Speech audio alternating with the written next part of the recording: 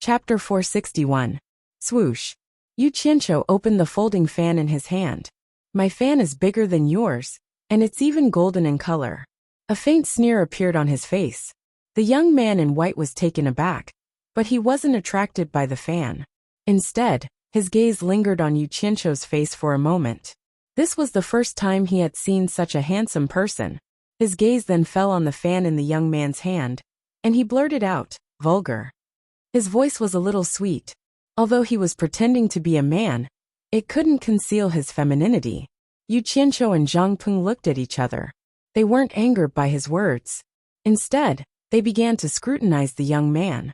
As they expected, the woman's features were very obvious. Her skin was fair and tender, her earlobes were pierced, and she didn't have an Adam's apple on her neck.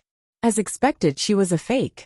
Judging by her appearance, she was a rather good-looking fake. Yu Qianqiu noticed something even more interesting. When the fake was waving her fan, he noticed a thumb-sized lifelike dark green orchid embroidered on her sleeve.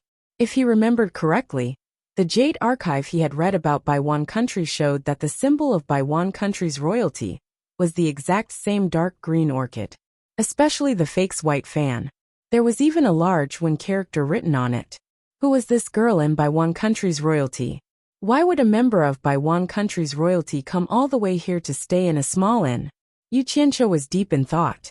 At that moment, Boss Zhang finally managed to squeeze his way into the courtyard. He first ran over to Yu Qianqiu and said respectfully, "Sir, please forgive me for disturbing your rest." He then ran over to the young man and cupped his fists, saying, "Miss, this inn has been booked. Please take a few steps downstairs. There are several other inns." "Who are you calling a miss?"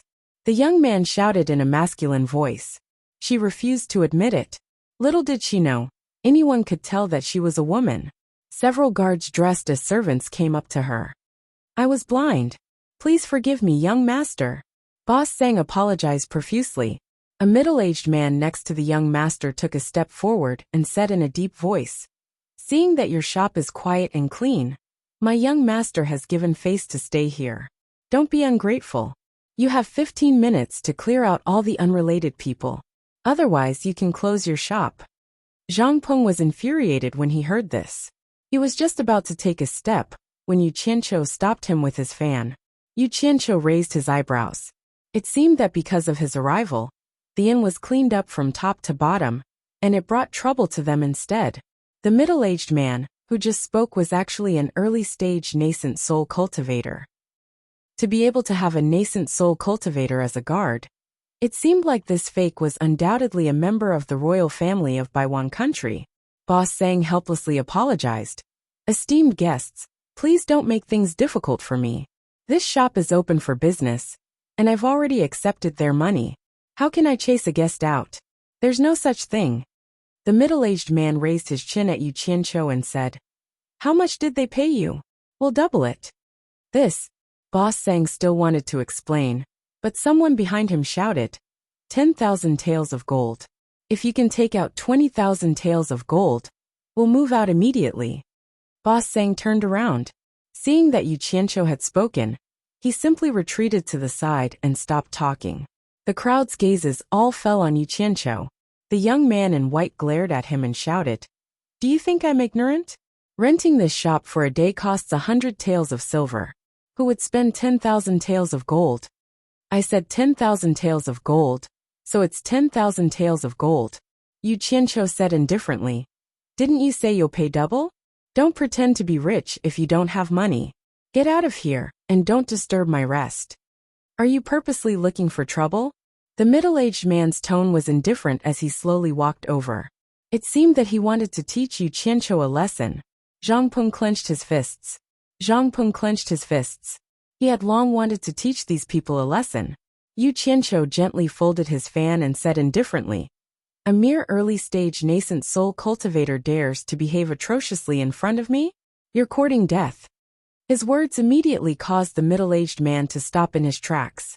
His face was filled with shock as he asked, You're also a cultivator?" The fact that the other party could see through his cultivation meant that the other party's cultivation was above his. Then he looked at the towering man.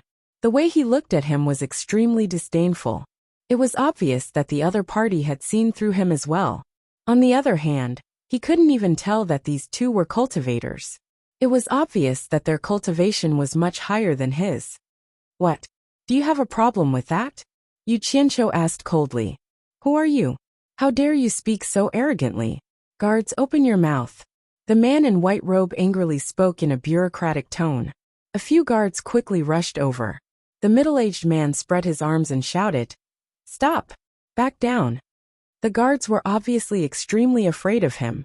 After being shouted at, they quickly stopped and bowed before retreating. The man in white robe was slightly stunned. He didn't understand why the man was suddenly afraid. This man was not a cultivator. How could he know what it meant to see through the other party's cultivation?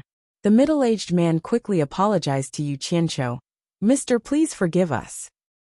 Our young master is ignorant and has disturbed you. We will leave now. You want to leave just like that after bullying me? Yu Qianqiu asked indifferently. The middle-aged man turned around. His face was slightly angry as he said in a deep voice, I can see that Mister's cultivation is profound. I will respect Mister. If Mister is aggressive, I will not be afraid of trouble. Once we start fighting, the experts in Daong City will come immediately. At that time, I don't know who will be embarrassed. He was right.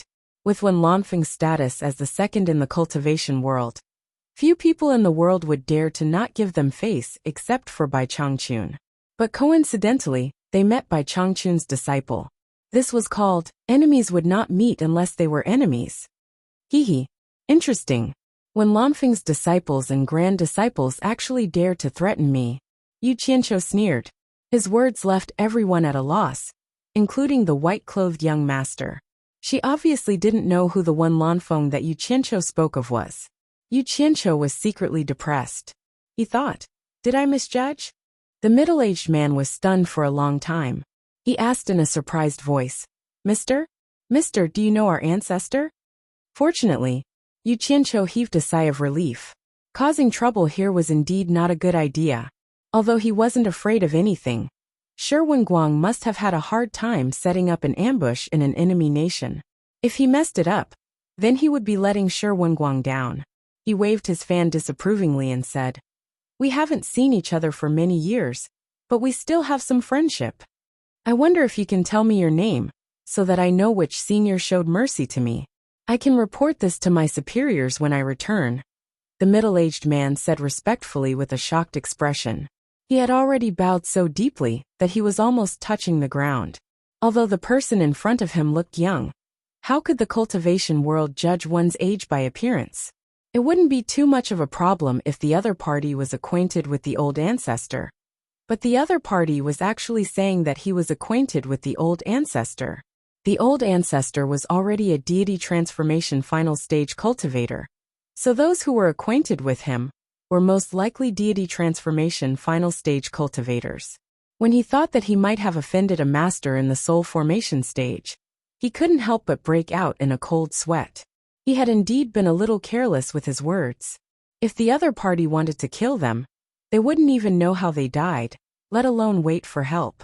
Yu Qianqiu folded the fan in his hand and said sternly, If it weren't for the fact that you're from the Wanbi Nation's Wen clan, none of you would be able to leave here today. Boss Sang narrowed his eyes and quickly swept his gaze over these people. So these people were from the royal family of Baiwan Nation. No wonder they were so arrogant.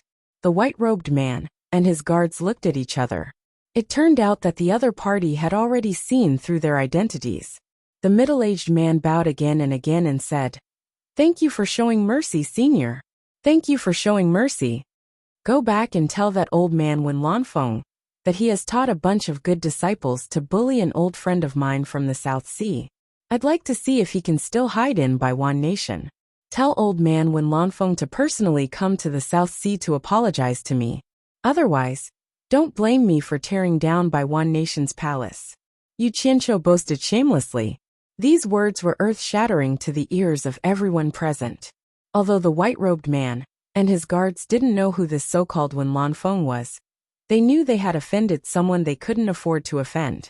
Otherwise, who would dare say something like tearing down Baiwan Nation's palace? They were all dumbfounded. Zhang Peng had always been a calm person, But when he heard these words, he was completely confused. Could it be that Master had territory in the South Sea? Boss Sang was even more speechless. Wow. Just who were these honored guests of the general? They wanted to tear down Baiwan Nation's palace, just because they were unhappy. This was incredible. No wonder the general personally stamped a secret order and urgently sent it over. The middle-aged man opened his mouth and asked with a trembling voice, "Sir, are you from the South Sea Purple Bamboo Forest? How dare you? Don't say what you shouldn't say. Tell old man Wen Lanfeng. He will naturally know who I am." Yu Qianqiu reprimanded. Yes, yes, yes. The middle-aged man answered repeatedly, cold sweat breaking out on his forehead. As Wen Lanfeng's disciples and grand disciples, how many of them didn't know who Wen Lanfeng's old friend from the South Sea was? The famous Mr. Nongzhu from the South Sea Purple Bamboo Forest was Wen Lanfeng's savior. If it weren't for Mr. Nongzhu, Wen Lanfeng would have died in the hands of the world's #1 expert by Changchun. If it weren't for Mr. Nongzhu, Baiwan Nation would have been annexed by the surrounding countries after Wen Lanfeng's death. Most importantly, it was said that Mr. Nongzhu's cultivation had reached the middle stage of soul formation. An ordinary cultivator couldn't afford to offend him. Sigh. Damn it. Mr. Nongzhu was a famous handsome man in the cultivation world. The man in front of him was unusually handsome and looked similar to the rumors. If he had thought of this earlier, he wouldn't have caused such a ruckus. The middle-aged man's intestines turned green with regret. If he really brought Mr. Nongzhu's words back, he would probably die. Chapter 462. What did Wen Lanfeng mean to Baiwan country? He was a national artifact, the treasure of the country. Although Wen Lanfeng had stopped meddling in secular affairs for a long time, as long as Wen Lanfeng was alive, Baiwan country would not decline. This was an undeniable fact. He had humiliated the savior of the country's great ancestor. Moreover, he was a middle-stage divine transformation expert. If he brought this back, he would be killed. Even His Majesty, the current emperor, would not be able to keep the little princess safe. The middle-aged man looked back at the white-robed man sadly. The most terrifying thing was that Mr. Nongzhu wanted the great ancestor to go to the South Sea to apologize. Who in the entire royal family would dare to disturb the great ancestor's meditation, let alone the fact that he could not see the great ancestor? To say the least, even if someone could see the great ancestor, who would dare to ask the great ancestor to go to the South Sea to apologize? There was no one in the entire Baiwan country who would dare to do so. But if they did not do so, Mr. Nongzhu would tear down the palace of Baiwan country. Apart from the great ancestor, who in Baiwan country could stop Mr. Nongzhu, who was famous in the cultivation world? Once the great ancestor was alarmed, the consequences would be unimaginable.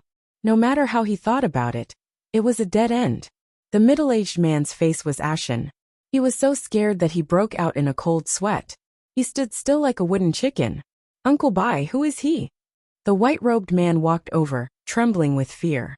He glanced at Yu Qianqiu and asked cautiously, Hee, how dare you say I'm vulgar? Yu Qianqiu glanced at him and waved the big fan in his hand. He had the demeanor of an expert. Shut up. Kneel. The middle-aged man shouted at the white-robed man.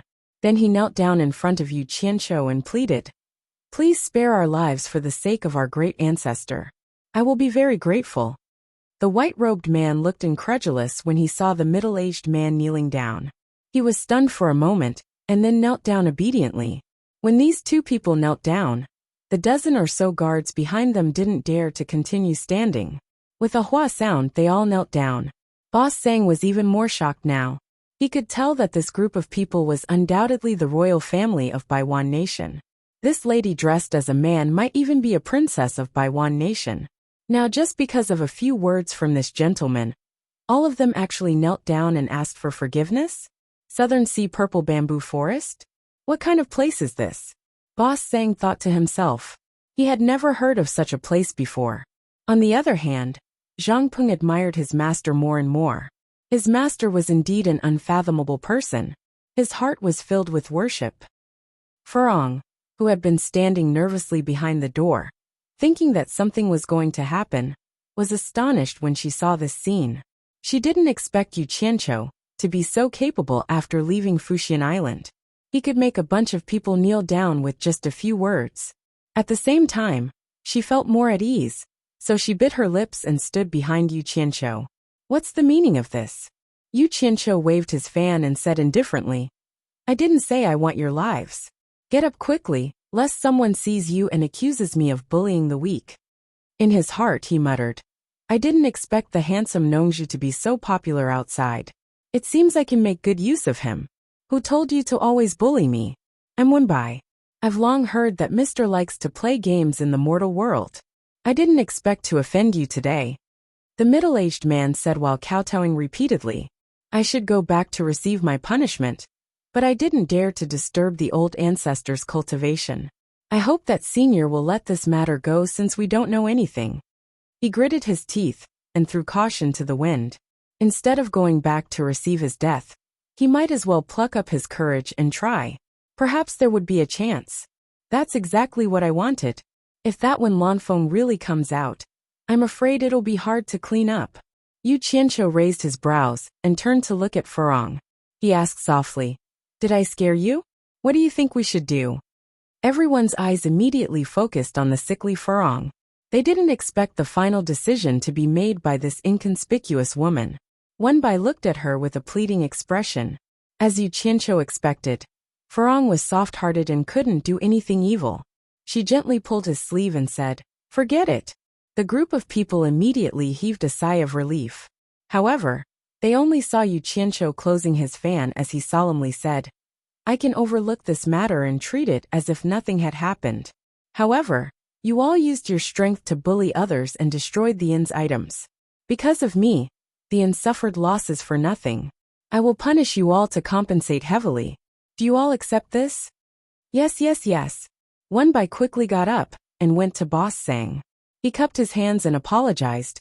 I'm really sorry. May I know how much the broken things will be worth? I'm willing to pay double the amount as compensation. Boss Sang was speechless. However, the broken bowls and plates really weren't worth much. He couldn't help but glance at Yu Qianqiu. Yu Qianqiu immediately said without any trace of politeness, Since I've spoken up to seek justice for them, 1,000 taels of gold is worth it. Wenbai was stunned. He quickly nodded and said, It's worth it. Mister's words are priceless. Even 10,000 taels of gold is worth it. He quickly took out the storage pouch from his robes and used his divine sense to check, but found that it wasn't enough. He called for the guards to gather the money, but found that it was still not enough. He had no choice but to ask the young master to hand over the pouch as well.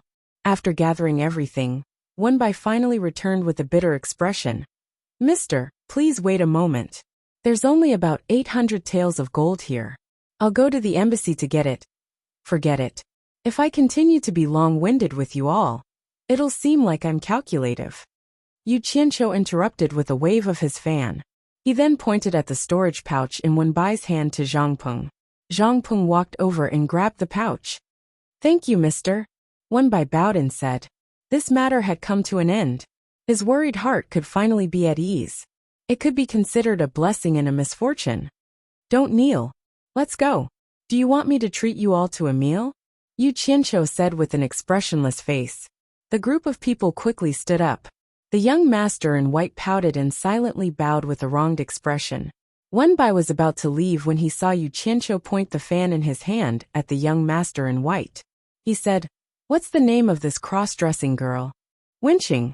The young master in white pouted and replied unwillingly. Wenbai saw this and thought to himself, Oh no, look at the situation now. And you're still acting like a princess. Why don't you look at who you're facing? Even your father can't afford to offend you. Sure enough, Yu Qianqiu tapped the fan in his other hand lightly. He said in a neutral tone, Looking at you, you seem to have a lot of opinions about my decision. If you're not convinced, why don't you say it now? I hate it when people curse me behind my back. Wenqing wouldn't dare. The young master in white had now completely reverted to her female voice. Although she said she wouldn't dare, everyone could hear the grievance in her voice. Yu Qianqiu tapped the fan lightly. His gaze fell on the golden headband in her hair, and he slowly walked over. Wenbai was startled. He cupped his fists and said, Sir. As soon as the words left his mouth, Yu Qianqiu glared at him and swallowed them. Yu Qianqiu walked up to the silent Wenqing. He extended his fan and gently lifted her chin. He looked at the beautiful face that dared to be angry, but did not dare to speak. He said, "You can be considered a beauty. Why do you like to cross-dress? Take off the headband and let me see." Zhang Peng was stunned. Boss Sang was stunned. Wenbai was stunned. The guards looked at each other.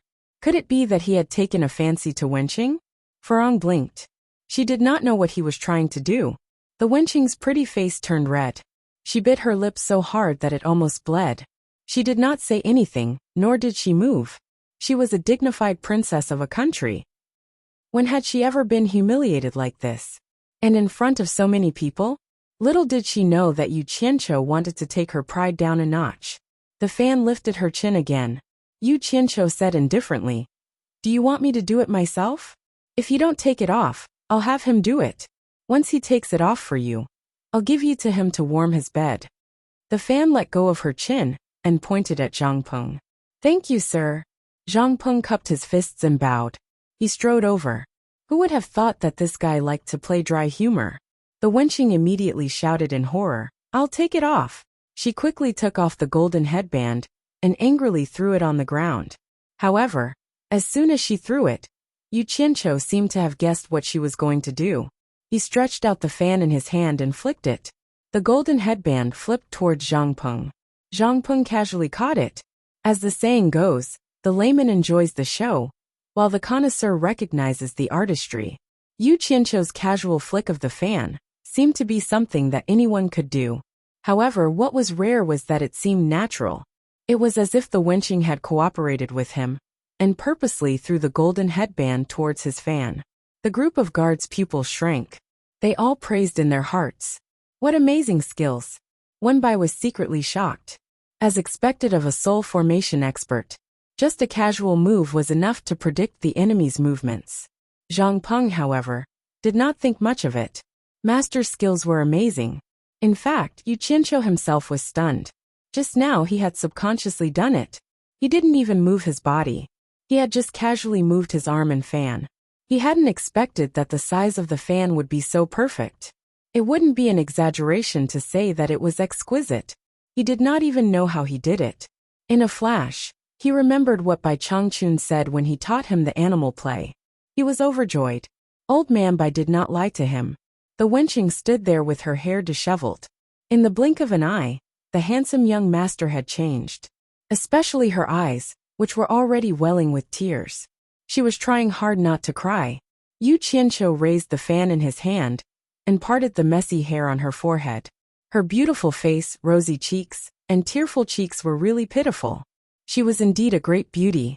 "All right, you can go," Yu Qianqiu expressionlessly said as he held the fan and knocked on the Wenqing's forehead. "Thank you, sir." Wenbai bowed awkwardly. He then scolded the Wenqing. "Qing, hurry up and thank sir." He was really afraid of causing trouble again. Thank you, sir." Wah. The Wenqing was full of grievances. As soon as she finished speaking, she immediately burst into tears and ran away. The group of guards quickly bowed and left to chase after her.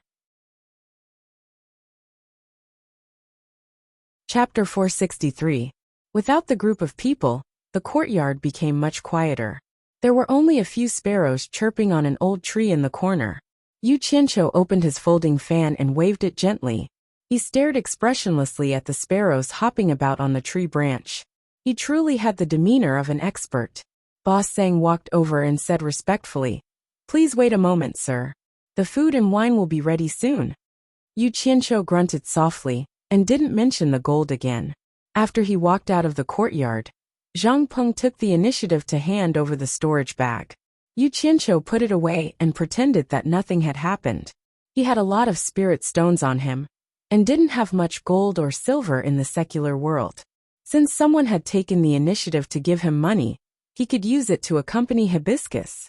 Not long after, a waiter brought over a square table and placed it in the center of the courtyard along with a chair. Piping hot food and wine were served one after another. It was an exceptionally sumptuous meal.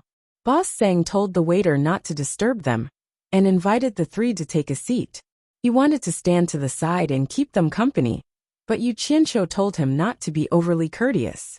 Boss Sang sat down with some trepidation, and the four of them sat around the table. After tasting a few cups of wine, Yu Qianqiu said, "Boss Sang, there's no need to stand. Relax and sit. Let me ask you, did something happen in Dayang City?" Boss Sang thought for a moment and said, "Nothing happened? Ever since Dayang and Huaxia stopped fighting, Dayang City has been unprecedentedly stable. No more able-bodied men are needed. After the war, the people are living and working in peace. Nothing major has happened." Once he said this, he was no longer as nervous. Hibiscus quietly ate by herself, occasionally glancing at Yu Qianqiu with satisfaction. Zhang Peng wasn't so pretentious. He listened as he ate, and didn't hesitate to grab food with his hands. He really didn't treat himself as an outsider. Boss Sang didn't dare to be too presumptuous. If the gentleman opposite him didn't move his chopsticks, he definitely wouldn't. Yu Qianqiu picked up some food for Furong with his chopsticks and said doubtfully, "That's strange. The distance between Baiwan Nation and Dayan Nation isn't short. The princess of Baiwan Nation disguised herself as a man, and came all the way here with her guards. Did she come here just to have fun?" "Sir, now that you mention it, I do recall something. I wonder if it has anything to do with this." Boss Sang nodded slightly. "Feel free to speak your mind." Yu Qianqiu smiled. 3 days later, the beloved daughter of His Majesty the Emperor of the Dayang Kingdom, third Princess Zhao Qinxiang, will compete in martial arts to find a husband.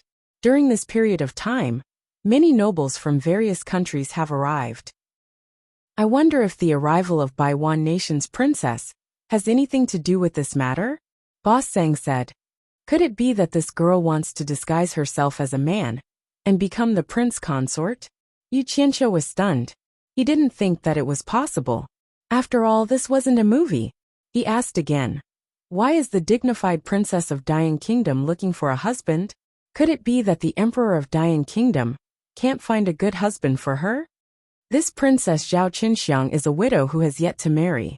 At this point, Boss Sang said with some pride, her husband was originally a general. Unfortunately, he was unlucky. Just a few days before the wedding, he was killed by a valiant general from Huaxia during the last battle. Zhang Peng, who was chewing on a lamb leg, was slightly stunned. He interrupted. Then the third princess's husband is called Chu Xiong? Yes. Boss Sang slapped the table with some excitement and said, he is indeed called Chu Xiong.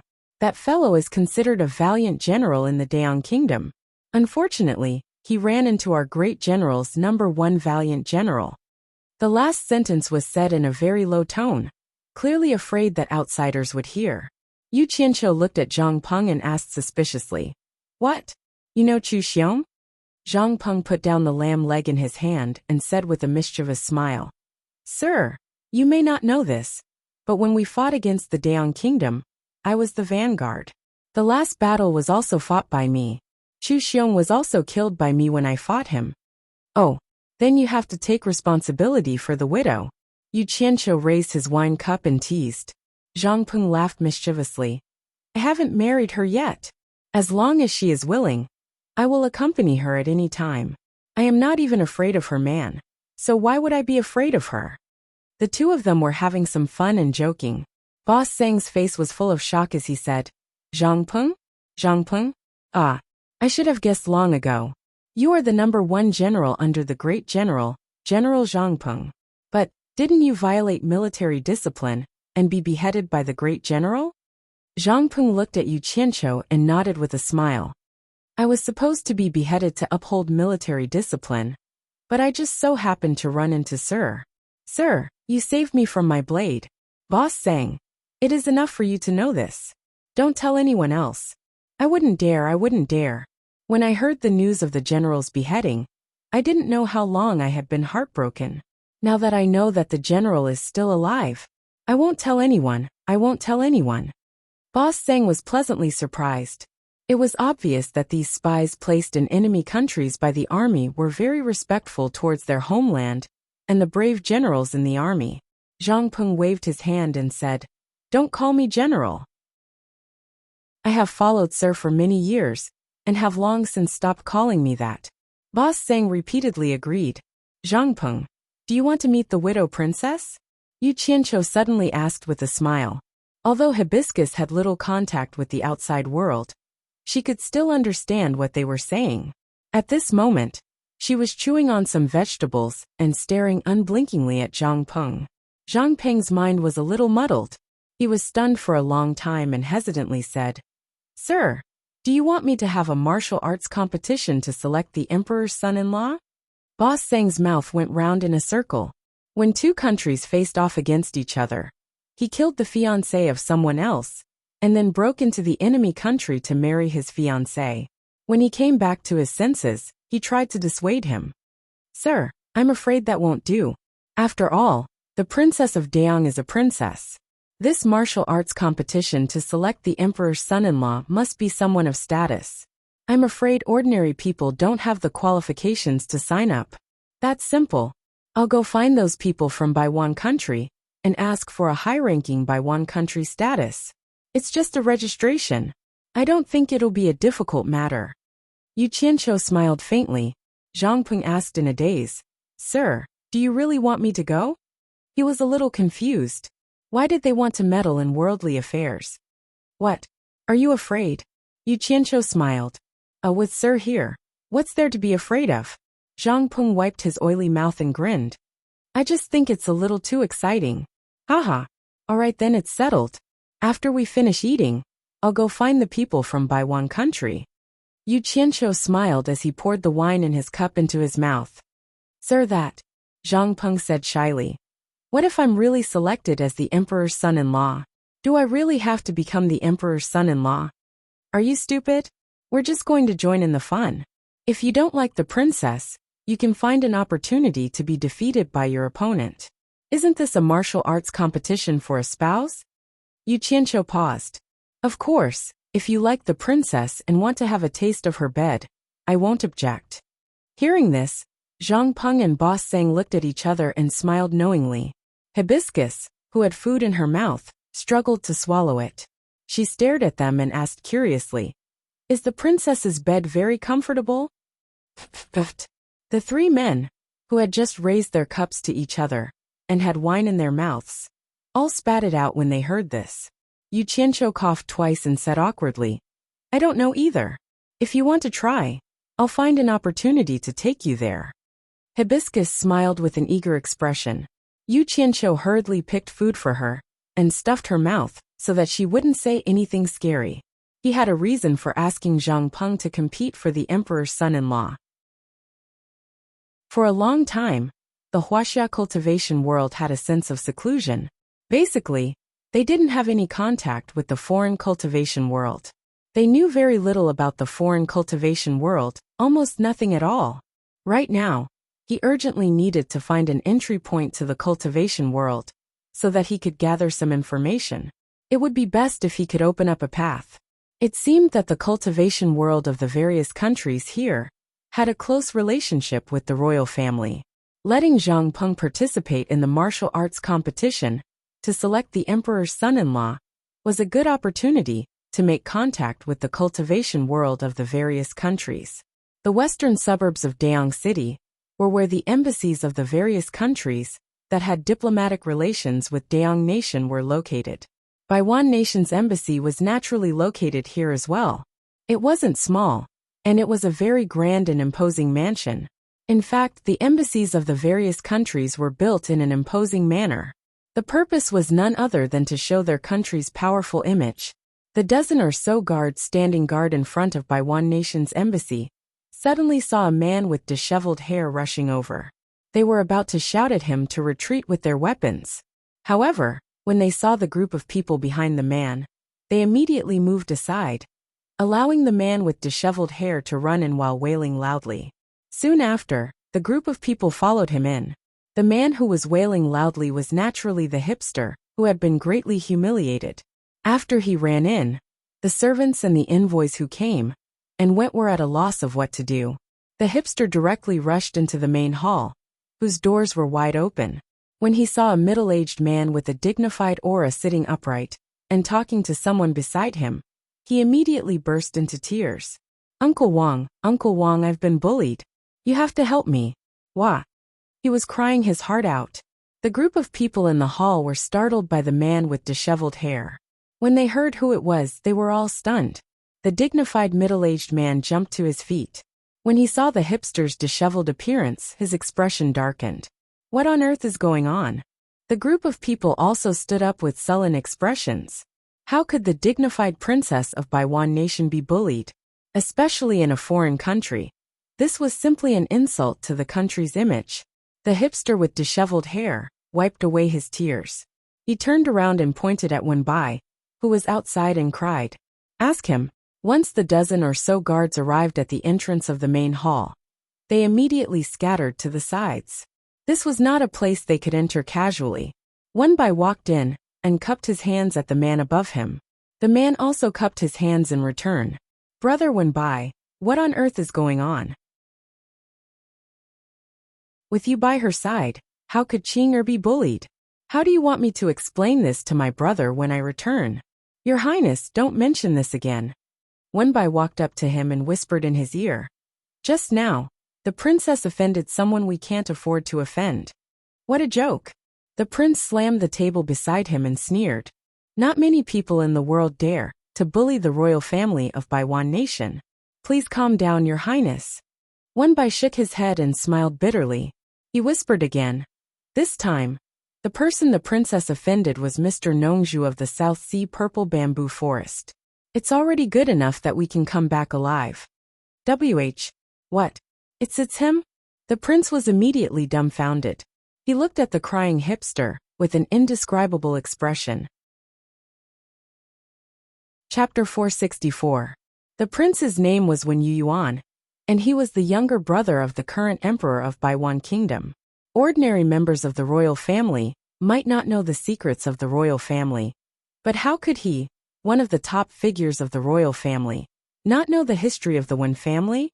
It was precisely because of this that he was shocked. The hidden old ancestor was a peerless expert with mysterious means. It was because of his fame that the Wen family had established its current status in Baiwan Kingdom. Who was Mr. Nongzhu? He was one of the few friends of the old ancestor. It was said that he was also a peerless expert with mysterious means. There was also a legend that Mr. Nongzhu was the old ancestor's benefactor. This matter involved the old ancestor's romantic past, and it was strictly forbidden to spread within the royal family. When Yuan glanced at the still crying scholar and swept his eyes over the people on the left and right sides of the hall, these people were the relatives of the royal family and some meritorious officials who came with the team. He waved his hand at them and said, "You can leave for now." The group of people saluted and left the hall. However, there was a young man who looked similar to the prince who did not leave. He was hesitant and seemed to have something to say. This person was the prince's second son, Wen Chongzheng. Wen Yuan frowned slightly and said, "Chongzheng, do you have something else?" Wen Chongzheng said respectfully, "Father, I want to stay and listen to what is going on. I want to see if I can help you." How dare he disobey his father's order? When Yuan raised his eyebrows and swallowed the reprimand that was at the tip of his tongue. This youngest son was born of a concubine. Because he was born of a concubine, it was not his turn to inherit the throne. That was why there was this trip to Dian Kingdom. Baiwan Kingdom had a cruel rule for the royal family. Because Baiwan Kingdom's territory was not very large. In order to suppress the spread of royal family members, each royal family could only have one descendant to inherit the title. Once the others were married, they would be demoted to commoners. Normally, even if these people were demoted to commoners, they would still have a background. But unfortunately, because of that cruel rule, no one wanted to give up on the inheritance of the title, and the internal strife between the brothers continued unabated. Imagine, after someone inherited the title and gained power, how could he let go of his former enemies? Therefore, many people who lost the right to inherit had a very bleak ending. No one dared to change the iron law set by the ancestors. It was precisely because when Yuan did not want to see the situation of his two sons killing each other, that he had allowed the dignified prince to run for the emperor's son-in-law. He hoped that he would be able to protect both his wealth and his life. This was also a last resort. Most of the people in the hall had come for this reason. When Yuan wanted to reject his son's request, but he couldn't bear to say it out loud when Bai, who was at the side, knew that it was hard for him to say. He glanced at Wen Chongzheng and said with a faint smile, "Your Highness, after all, the literati already know about it. It's fine even if Chongzheng knows about it. I believe that Chongzheng will not spread it." Although his surname was Wen, he had been adopted by the Wen family since he was young because of his talent for cultivation. He was not a true blood relative of the Wen family, but he was one of the protectors of the Wen family. Wen Chongzheng, who had his head slightly lowered, had a calm expression on his face. His fists, which were hidden in his sleeves, were tightly clenched. His nails had already sunk deep into his flesh. Just because he was born of a concubine and not a legitimate son, he wasn't even given a chance to be filial? "Father, aren't you a little too ruthless?" Wen Yuan's gaze swept past his son, and he did not look at him directly. He asked Wen Bai, "What is going on? Mr. Nongzhu is a mysterious person. How did you offend him?" "Brother Wen Bai, can you really confirm that he is Mr. Nongzhu?" When the words Mr. Nongzhu came out, Wen Chongzheng's eyebrows twitched involuntarily. Others might think that he did not know who Mr. Nongzhu was, but he had unintentionally heard of this person. He was a person with great magical power. No wonder even the princess had to suffer. The princess insisted on going out to experience the customs of the Daeong kingdom, so she picked a relatively clean inn and prepared to stay. Who knew that the inn had already been booked by Mr. Nongzhu? Wen Bai immediately roughly explained what had happened. Because when Chongzheng was present, he decided to leave the details to the prince alone. Unexpectedly, the tearful literati wiped his tears and said, "Uncle, who is that person?" He could tell that we are the royal family of the Baiwan kingdom, but he actually dared to force Qing to kneel and admit her mistake. Also, who in the royal family is Wen Lanfeng? Why have I never heard of him? That person kept saying that he wanted Wen Lanfeng to personally go to the South Sea to apologize to him, or he would tear down the palace of the Baiwan kingdom. He was so arrogant, but Uncle Bai still sided with him and bullied Qing together. "Boo-hoo!" She cried again. Her tone seemed to be complaining, but the listener was listening attentively. Wen Bai smiled bitterly. He originally wanted to leave these words to Wen Yuan, but who knew that she would spill it all out? When Yuan's scalp tingled, he naturally knew that the elder ancestor was Wen Lanfeng. In this world, who else could ask Wen Lanfeng to go to the South Sea to apologize, but that person in the South Sea? Oh my God! This girl was easy to provoke. But why did she provoke him? The elder ancestor could not give face to anyone, but he had to give face to that person. He had saved his life. When Chongzheng looked calm, but his heart was in turmoil. That Mr. Nongzhu was actually a person who could influence the legendary elder ancestor of the Wen family? Oh my God! His heart was beating wildly, and he seemed to have found a way to the other side of the sea of bitterness. He had long had this intention, so he more or less knew some hidden things. So he knew who Wen Lanfeng was, unlike Princess Wenqing who was ignorant. 800 taels of gold will be fine? Wen Yuan murmured. When he heard Wenqing sobbing without knowing the immensity of heaven and earth, he immediately pointed his finger and shouted angrily, "Still crying? Do you know that you almost caused a terrible disaster? If something happens, even your father will be implicated, and no one can save you." The sobbing stopped, and Wenqing's mouth opened. Her hair was disheveled, and she stood there pitifully, not daring to cry anymore. It was the first time she had seen Uncle Wang so angry at her. When she heard that even her father might be implicated, she finally believed that she had really provoked someone she could not afford to offend. With tears in her eyes, she tried to guess who the vulgar guy with the big fan was. Outside the hall, a servant lightly walked in and respectfully said, "Your Highness, lunch is ready. Please enjoy your meal." "Get lost." When Yuan roared wildly. Immediately, the servant was so scared that he scrambled out, not knowing how he had offended the prince. "Come." When Yuan shouted again. 2 guards with sabers on their waists quickly ran in to greet him. When Yuan waved at Wenqing and said in a deep voice, "Order all the guards in the embassy to keep an eye on the princess. Without my order, no one is allowed to let the princess go out." If you let her step out, I'll take both of your heads. Yes. The two guards stood up, but they were shocked. Although the prince was noble, it was a bit too much to put the princess under house arrest.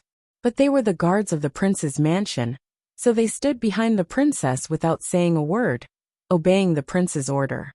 Uncle Wang. Qing knows she was wrong, Wenqing said with infinite grievance. But it was useless to act spoiled today. When Yu Yuan said sternly, "Shut up. I will ask your father to punish you when we go back." Wenqing was dumbfounded. Wenbai shook his head and sighed. When Chongzheng, on the other hand, realized how powerful Mr. Nongzhu was. After Wen Yuan calmed down a little, he turned and said, "Brother Wenbai, I will go change first. I will trouble you to bring me to see Mr. later. I want to apologize in person." Since Mr. has promised not to pursue the matter, I believe he will not go back on his words. If we go, I am afraid we will make Mr. unhappy. Wenbai was stunned. When Yu Yuan said with a bitter smile, "I will not be at ease without seeing him. I hope Brother Wenbai can understand." Although he said that, he more or less wanted to get to know the senior expert. He had never seen the ancestor in his life, so it was enough to be able to see Mr. Nongzhu. "All right then," Wenbai said with a helpless smile. Following which, the two of them walked out together, leaving only the four of them in the hall. The two guards stayed close to the princess, while Wen Qing stared at Wen Chongzheng with endless resentment and said, "Brother Wang, you have to stay behind and accompany me." Cough cough. Wen Chongzheng coughed twice and said, "Father also told me to do something.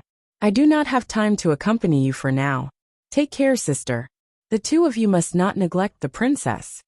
The last sentence was said to the two guards, clearly telling them to keep a close watch. After saying that, he hurriedly ran away. "Brother Wang, stop right there." Wenqing's tiger-like roar came from behind him, and he ran even faster. At Guangying Tavern, after Yu Qianqiu and the others had eaten and drunk their fill, Boss Zheng called for someone to clean up the leftovers. He personally went to the street outside and bought 3 money pouches. These things were what Yu Qianqiu wanted. He was naturally prepared to spend money to accompany Furong shopping, but hanging a storage pouch outside was too conspicuous, so he still needed the money pouches. Boss Zhang had just returned to the entrance of Guangying Tavern with the 3 money pouches when he came face to face with 4 people. One of them was the person who had previously compensated Mr. Nongzhu. Although he did not understand why they had come again, he still nodded and smiled in greeting. Wenbai glanced at the 3 money pouches in Boss Zhang's hands and immediately understood. He cupped his hands and said with a smile, "Boss, we meet again. Is that Mr. still in the tavern?" Boss Zhang quickly looked them up and down, then returned the greeting and asked, "What business do you have with Mr. Nongzhu?" When Yu Yuan, who was standing to the side, cupped his hands and said with a smile, "This humble one has come to apologize to Mr. Nongzhu because of my niece's recklessness. I'll have to trouble Boss Zhang to inform him." As he spoke, he slightly waved his hand behind him. A guard took out a shining white ingot of silver and stuffed it into Boss Zhang's hands. Boss Zhang put on a happy expression and said, "Please wait a moment. I will go inform him immediately." He then hurriedly ran inside. When he reached the back courtyard, he saw that the innocent woman was playing with the 3 piles of gold and silver on the table. She was having a great time. Mr. Nongzhu was standing to the side, waving his fan and watching with a smile. General Zhang Peng suddenly turned around. When he saw that it was Mr. Nongzhu, his vigilant gaze relaxed.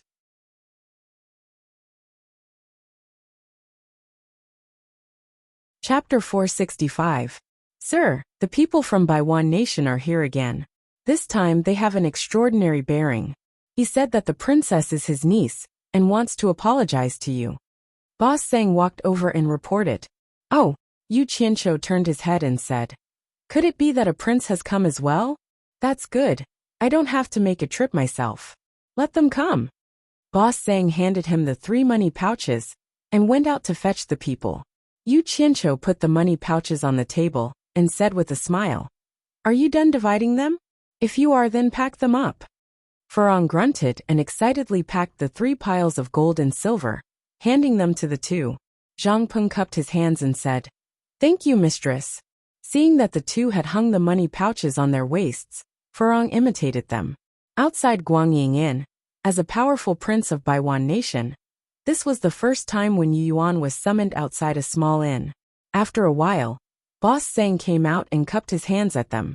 "Sir is inside, please follow me." When Yu Yuan cupped his hands in thanks, and the four followed him in. When he arrived at the entrance of the courtyard, when Yu Yuan couldn't help but feel nervous. The person he wanted to see was not someone from the secular circle at all, but an immortal-like figure that was above the secular world. He wouldn't put him a king in his eyes at all. To put it bluntly, if he was not related to the ancestor Wen Lanfeng, the other party would not even bother to pay attention to him. This time, he would not rashly barge in.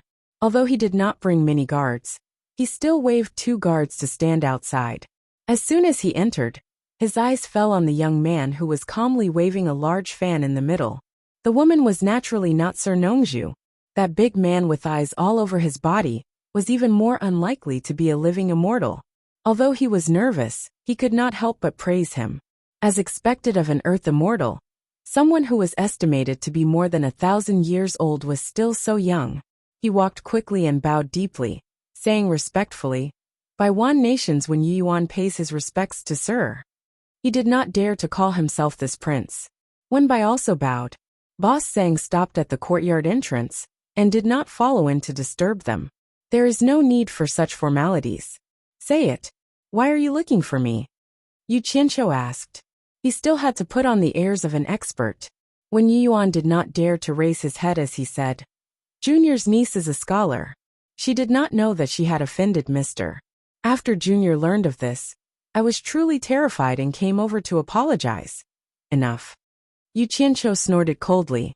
"Just for this? Didn't I say that I would let bygones be bygones? Do I have to reply again? You don't take my words seriously?" He glanced at Wenbai indifferently. A ghastly and terrifying aura instantly enveloped the two of them. This kind of aura that brought them to the brink of despair was something the two of them had never experienced in their lives. Then, a faint bone-piercing chill touched their bodies, causing them to feel as though their bodies were about to be frozen stiff. Their upper teeth were chattering as they shivered. When Yu Yuan wanted to open his mouth to explain, but he found it difficult to even speak. He glanced at Wenbai out of the corner of his eye, and was even more shocked. He naturally knew that Wenbai was a cultivator, but Wenbai's entire body was on the verge of collapse, as though he could collapse to the ground at any moment. It was obvious that the pain he was enduring was even greater than his own. He was immediately scared out of his wits. He thought to himself, "My life is over. If I had known earlier, I wouldn't have come here." In fact, Wenbai had already entered a semi-conscious state. One must know that the power of the netherworld ghost flame was something that even Zi, who was in the late stages of crossing tribulation, could not withstand, let alone an early-stage nascent soul like him. Yu Qianqiu knew that words were useless. If he wanted to convince the other party that he was Mr. Nongzhu, he had to show off his power. When Yu Yuan did have a trace of doubt just now, was this young man really that Mr. Nongzhu? Although this thought only flashed by, he was now sure of it without a doubt. This kind of coercion was not something that could be achieved with aura, but with a divine ability. Although the power of the netherworld ghost flame only affected the two people in front of him, Farang and Zhang Peng were sensitive enough to capture a little bit of horror. Coupled with the two people's dying expressions, they immediately understood that it was Yu Qianqiu showing his might. "I'll give Wen Lanfeng face this time. If there's a next time, think about the consequences yourself." Scram! Yu Qianqiu shouted lightly, and withdrew the coercion that the black fire gave to the two people. The two people immediately felt as if they had returned to the side of a warm stove from an ice cave. After a while, they slowly recovered and bowed as if they had been pardoned. They did not dare to say any more nonsense. When the two people walked to the gate of the courtyard, a faint voice came from behind them. "Wait!" The two people slowly turned around, as if they were struck by lightning. Their faces were deathly pale. Could it be that he changed his mind again, and wanted to kill the two of them? Yu Qianqiu waved his fan and said with a faint smile, "Prince Wen, I just happen to have something that I need your help with. I wonder if it will be troublesome? When Yu Yuan looked at the smile on his face, and could not help but shiver. This strange person's temper was really hard to fathom. The speed at which he changed his attitude was really fast.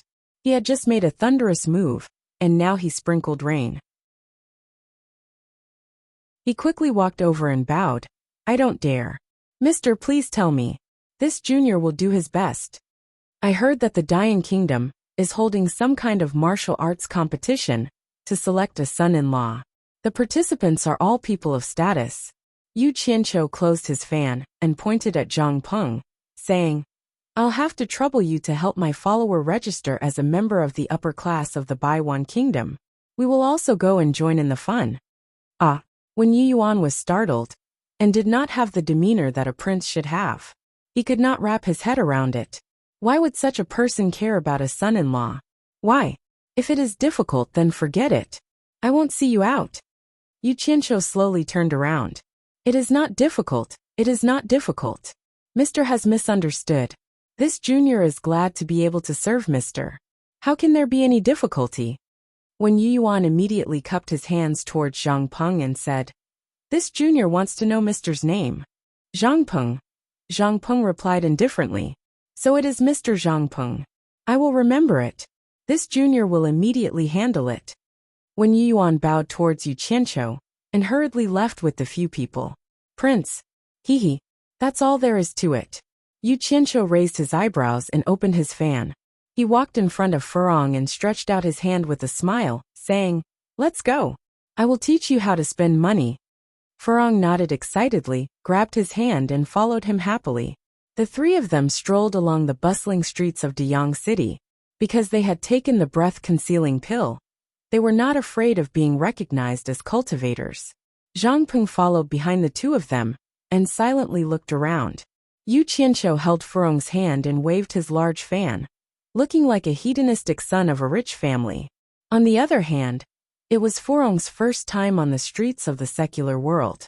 Faced with the people coming and going, the continuous flow of horse carriages, and the dazzling array of shops on both sides of the street, she felt that 2 eyes were not enough.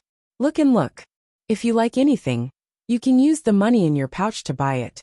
Yu Qianqiu pointed at the shops on both sides of the street and smiled. Letting her understand the ways of the world in the secular world was better than educating her. This was called making her sensible first. Furong nodded a little nervously. She looked around and prepared to choose her first target. Suddenly, her eyes fell on a few children who were dancing on the side of the street. The boys and girls were like carved jade, innocent and lively, and their smiles were as bright as the sun. They looked really cute. I'll buy them. Furong directly pointed at the children. Yu Qianqiu and Zhang Peng felt as if they were struck by lightning, and were stunned for a long time. Then Zhang Peng, who was as big as him, lowered his head and looked around for something. Where did my money go? This caused the passers-by to also look at the road. You can't buy that. Yu Qianqiu smiled awkwardly, and hurriedly dragged her into a shop. He began to teach her how to buy things step by step, and even how to bargain. He also began to carefully teach her some things about the ways of the world. After a few practice sessions, Furong fully displayed a woman's talent for shopping. She improved at a godly speed, and the price she haggled caused Yu Qianqiu and Zhang Peng to be dumbstruck. She was really good at helping Yu Qianqiu save money. The more Furong talked, the more courageous she became. From the looks of it, it seemed as if she wanted to go to all the shops in Deyang City one by one. Yu Qianqiu always had a doting attitude towards this girl. Thus, he took a few deep breaths, and prepared to risk his life to accompany his wife to go shopping. Zhang Peng carried more and more things in his arms and shoulders. He had no choice but to find a hidden place to throw them into his storage pouch. He couldn't understand. What was the use of those stone stools, doors, weights, and the like? Was it because they were cheap? In his heart, he secretly decided not to do it again. In the future, he would resolutely refuse to go shopping with women. It was too scary. It was even scarier than being ambushed on the battlefield. The owner of this shop is too unscrupulous. I'm not buying from him. Let's go to another shop. Farang angrily pulled Yu Qianqiu out of a toilet bowl shop. In the beginning, it was Yu Qianqiu who pulled her, but now it was she who pulled Yu Qianqiu. Yu Qianqiu staggered from her pull and almost tripped over the doorsill. He repeatedly nodded his head. His heart was filled with endless joy. It turned out that bringing a woman shopping was the fastest way to educate her. This trip was not made in vain. Continue.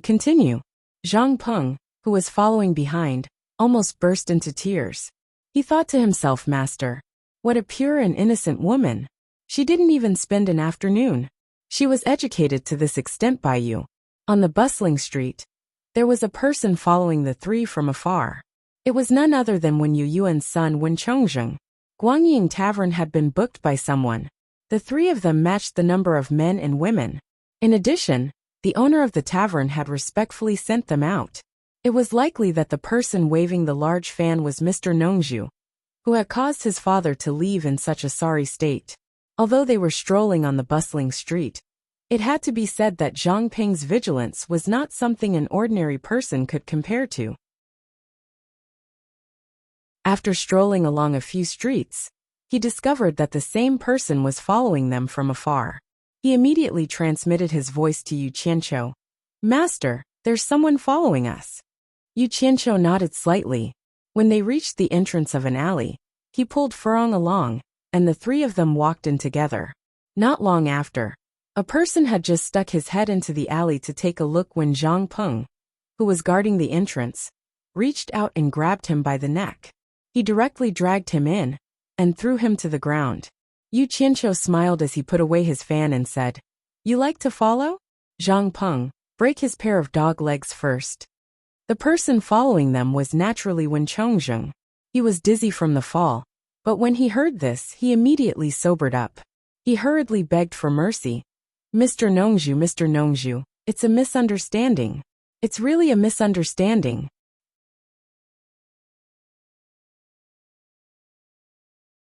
Chapter 466. Hearing this, Zhang Peng stopped. He knew that his master was now that Mr. Nongzhu, so he looked at Yu Qianqiu with a questioning gaze. Oh, since you know who I am, and still dare to follow me, you've got guts. Yu Qianqiu smiled faintly and said, Why are you following me? Tell me the truth. If you lie, I'll tear you apart and feed you to the dogs. Get up and speak. Although he said this with a smile, Wen Chongzheng felt a chill run down his spine. He did not dare to doubt that Miao Yi was joking. He immediately climbed to his feet with the help of the wall. Trembling, he said, I am Wen Chongzheng, the second son of Baiwan country's Prince of Tranquility, Wen Yuan. Today, I heard Uncle Bai and my father mention you, so I was curious and followed my father to the inn where you were staying. When I saw you come out, I couldn't help but follow you. Couldn't help but follow me? Yu Qianqiu laughed mockingly. He narrowed his eyes as he recalled some of the matters regarding Baiwan country recorded in the Jade Archive, especially the rule that the royal family could only have one heir. He already had some guesses in his heart. He tapped his fan on his palm and said, A prince who's about to be demoted to a commoner dares to play tricks in front of me. Zhang Peng, twist his head off and send it to his father. Spare me, mister. Before Zhang Peng could make a move, Wen Chongzheng knelt down and kowtowed repeatedly in fear. Mister's eyes are sharp. I'm following you because I want to bask in your glory. After he finished speaking, he pressed his head against the ground, and his body trembled uncontrollably. The feeling of his life hanging by a thread made him regret coming. Yu Qianqiu waved his fan and signaled for Zhang Peng to stop. He said in a seemingly unintentional manner, Bask in my glory? Do you want to inherit the prince's title, or become the emperor of Baiwan country? These words hit the kneeling man's weak spot. When Chongzheng suddenly raised his head, as if he had been injected with adrenaline, he was no longer afraid. He came to look for Yu Qianqiu because he knew Mr. Nongzhu's influence in Baiwan country. Originally, he wanted to ask Yu Qianqiu to put in a good word for him. Presumably, his father would not dare to offend Mr. Nongzhu, so the right to inherit the throne would basically fall on him. Who knew? Who knew that Mr. Nongzhu would say the word emperor so casually? Judging from his tone, it was not a big deal to give him the throne. When Chongzheng's blood immediately boiled, and he forcefully suppressed the surprise in his heart. He cupped his fists and said respectfully, "I don't dare to be picky, and I'm willing to follow Mr.'s arrangement." Humph. He wasn't stupid and knew that going too far was as bad as not going far enough. Yu Qianqiu opened his golden folding fan and admired the large group of rich and noble peonies on it. He said leisurely, "Why should I help you arrange it? What benefits do I get?" At the side, Zhang Ping's eyes slightly drooped. Master was indeed master. Whatever he casually used was a trick. It was worth learning. When Chongqing's spirit was lifted, he was afraid that the other party wouldn't help him. Since the other party had stated the conditions, it would be easy. He immediately said with a solemn expression, "Thunder and rain are all bestowed upon me by Mr. As long as I have the slightest bit of success in the future, as long as Mr. gives the order, I will be the first to act according to my abilities." The meaning hidden in his words was very simple. If you can make me your highness, you can make me do anything you want within your authority as a king. If you let me become the emperor, then I can do anything within the emperor's authority. When Songjung, what a good name. As expected, you're made for politics. Yu Qianqiu smiled faintly. When Chongqing smiled awkwardly and said, "Mr. has misunderstood. Chongqing is the Chongqing of respect for the seniors. It is the Chongqing of being upright like the seniors. It is not a political career." Damn it. What a talent for bootlicking. Able to bow and submit. Willing to do anything for the sake of the throne. He's even more ruthless than me. Yu Qianqiu sized up this fellow. He had a dignified appearance, but there was a hint of malice hidden in his expression. As expected, he had the appearance of an ambitious and ruthless character. Get up. How can a future emperor always kneel before others? Yu Qianqiu's tone became much gentler. Zhang Peng's eyes darted around. Master was really awesome. He casually promised someone else to be the emperor. Who knew when he would fulfill his promise? When Chongqing's spirit was lifted, he stood up and said, "No matter what I become, I will never dare to be arrogant in front of Mr. All right, don't be so mushy. Don't follow me anymore." Yu Qianqiu held his fan and patted his shoulder. He said, "I've taken your matter to heart. Go back. I'll look for you if there's anything." "It's fine. This junior has practiced martial arts since young. I can carry and carry. I can also accompany Mr. to shop." When Chongqing flattered, he subconsciously glanced at Zhang Peng from the corner of his eyes. It was obvious that he had followed Zhang Peng all the way here. Zhang Peng immediately gave him a look of approval. Shopping really wasn't something a man should do. This brat is not bad. Yu Qianqiu's face turned cold. He snorted coldly. It seemed to be saying, "You dare to not listen to me?" A chill that could take one's soul away came pressing down. When Chongqing couldn't help but shiver, he hurriedly bowed and said, "This junior knows his mistake. This junior will take his leave." He turned around and quickly walked out of the alley. The three of them slowly walked out, and Hibiscus continued her passionate shopping spree. Along the way, they could feel that the entire Deyang city was brimming with a festive atmosphere. From the mouths of the commoners on the road, they heard the most about the emperor's beloved daughter, the third princess Zhao Qinxiang's competition to choose her son-in-law. From time to time, they could see the nobles from various countries strolling around the streets. They wantonly spent money in the shops that caught their eye. The happiest ones were the business owners. Who wouldn't be happy when their business was booming? The three of them smelled a tempting fragrance of meat on the street. They saw a tall and sturdy man selling lamb chops on the street.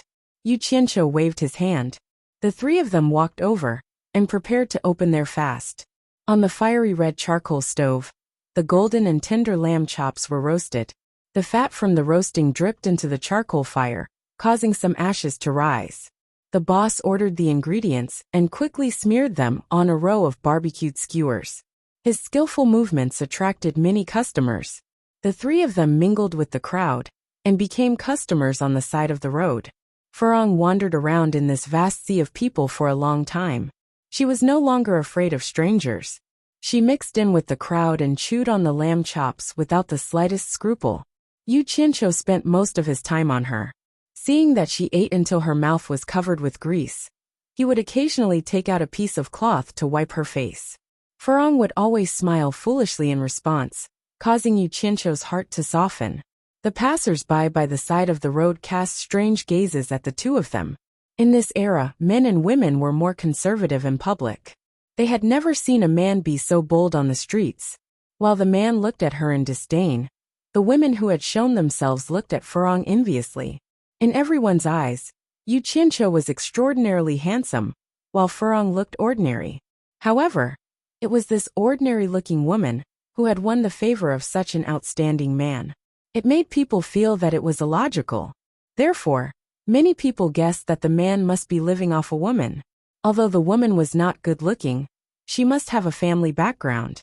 Zhang Peng was speechless when he saw how affectionate the two of them were. The leader of Utopia, an influential figure in the cultivation world, actually had such a side to him. Actually, he had always had a question. Utopia's Chu Ping was the first woman he knew. Now that he had another mistress, he wondered if there were any other mistresses. If there were, which one was older and which one was younger? The stall owner of the roasted lamb chops had long noticed the three people beside him. He waited for the business to slow down a little and not so busy. He suddenly picked up 3 skewers of lamb chop and handed them to the three of them, causing them to look at each other in dismay. "Eat. It's free. I'll give it to you for free." The burly man laughed heartily and said, "I can tell that the young master is a good person. This madam is also a blessed person. This big brother is also an honest person."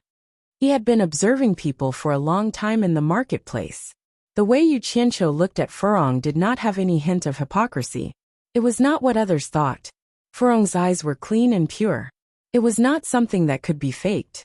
While Zhang Peng was eating, he would constantly observe the surroundings, intentionally or unintentionally separating the two of them from the others. Clearly, he was a guard who was very responsible. Therefore, he came to this conclusion. Yu Qianqiu did not think much of what he said, but he was very happy when he praised Furong. He nodded in approval and said, "Boss, you indeed have good taste. My madam is naturally the most blessed person in the world." "Well said. You should be rewarded." He took out a huge ingot of glistening yellow gold and stuffed it into the boss's hand. The boss was dumbfounded. How long did he have to set up his stall to earn such a huge lump of gold? He immediately waved his hands and said, "I can't accept it. I can't accept it." Zhang Peng snorted coldly and said, "My master said you can accept it, so you can accept it. If you continue being long-winded, I'll smash your stall." Yu Qianqiu smiled and nodded in tacit agreement. The customers in front of the stall looked at each other in dismay. This was the first time they saw someone forcing someone to accept money. The boss embarrassedly put away the ingot of gold and said with an awkward smile, "Young master is a noble person. Then I won't be polite with you. I have roasted lamb chops here. Young master, please eat as much as you want. Young master, please don't be polite. Otherwise I won't be able to sleep because of this money. This is a business transaction." "All right, deal." Yu Qianqiu nodded in agreement. The three of them did not stand on ceremony and ate as they should. They even chatted with the boss from time to time. The sky was gradually shrouded in a layer of twilight. Just as the three of them were about to return, a group of imperial bodyguards on tall horses opened the way in front of them. Behind them was a luxurious carriage. Yu Qianqiu did not think much of it. There were many nobles in the secular world. He only glanced at them casually, but he suddenly realized that the people in the lead were somewhat familiar. For a moment, he could not remember where he had seen them. When the carriage passed by him, he saw an old man on horseback protecting him. He narrowed his eyes slightly. The people in front of him also reminded him of who they were. This old man was none other than Elder Lu Wanwan of the Hundred Flowers Valley Cultivation Alliance, who disappeared after Ong Kwangsung was wiped out. The people in front were also disciples of Ong Kwangsung. Yu Qianqiu had wanted to find this old man to settle the score, but he had not been able to find him. He did not expect to meet him here. It was really a small world for enemies.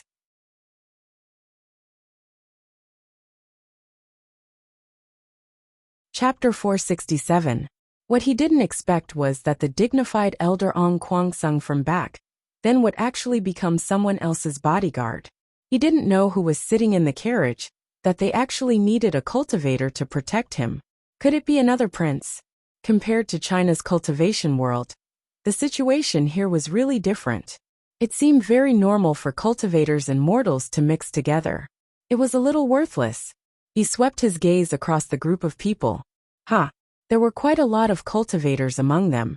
There were more than 10 cultivators in the Foundation Establishment realm, Core Formation realm, and Nascent Soul realm. With such ostentatious behavior, Yu Qianqiu really wanted to know who was inside the carriage. Lu Wanqian rode on a tall horse with an arrogant look on his face. It seemed like he felt honored to be able to serve as a bodyguard. His gaze swept back and forth before meeting Yu Qianqiu's gaze. Yu Qianqiu even smiled and nodded at him. Lu Wanwan was slightly startled. This gaze was a little familiar, but he had never seen this person before. After pondering for a moment, the group of people had already brushed past Yu Qianqiu. He naturally couldn't recognize him. First of all, he couldn't see through Yu Qianqiu's cultivation level. Moreover, he was wearing an exquisite human skin mask. It should be known that the human skin mask Shi Wenguang ordered people to make for Yu Qianqiu, and the others were made by the best masters in the army of several million. They were thin and lifelike, almost to the point of passing off the fake as the real thing. How could he recognize them just by looking at them? After watching the group of people leave, Yu Qianqiu gave Zhang Peng a look. Zhang Peng understood and nodded slightly. He quietly retreated and disappeared into the crowd. Let's go. I'll accompany you for a walk. Yu Qianqiu pulled Hibiscus along. Hibiscus looked around and asked in surprise, Yu Qianqiu, where's Zhang Peng? He had something to attend to, so he left first. Yu Qianqiu smiled. The owner of the roasted lamb behind him shouted, Young master, come back tomorrow. I won't charge you anymore. Yu Qianqiu waved his hand with his back facing the owner. When the lanterns were first lit, the two of them strolled along the streets. Looking at the lights of tens of thousands of households, Hibiscus felt relaxed and happy. How could one see these things on Fuxian Island? In particular, when she passed by a certain brothel, she saw many gorgeously dressed women chattering with each other. In addition, there were all kinds of beautiful lanterns. Hibiscus couldn't help but want to rush inside to take a look. Yu Qianqiu jumped in fright. Great aunt, this is not a place you can go. He hurriedly pulled her back and told her where they were without any hesitation. After Furong figured it out, she did not dare to go anymore. However, from the way she kept looking back, it seemed that she was very curious about that place.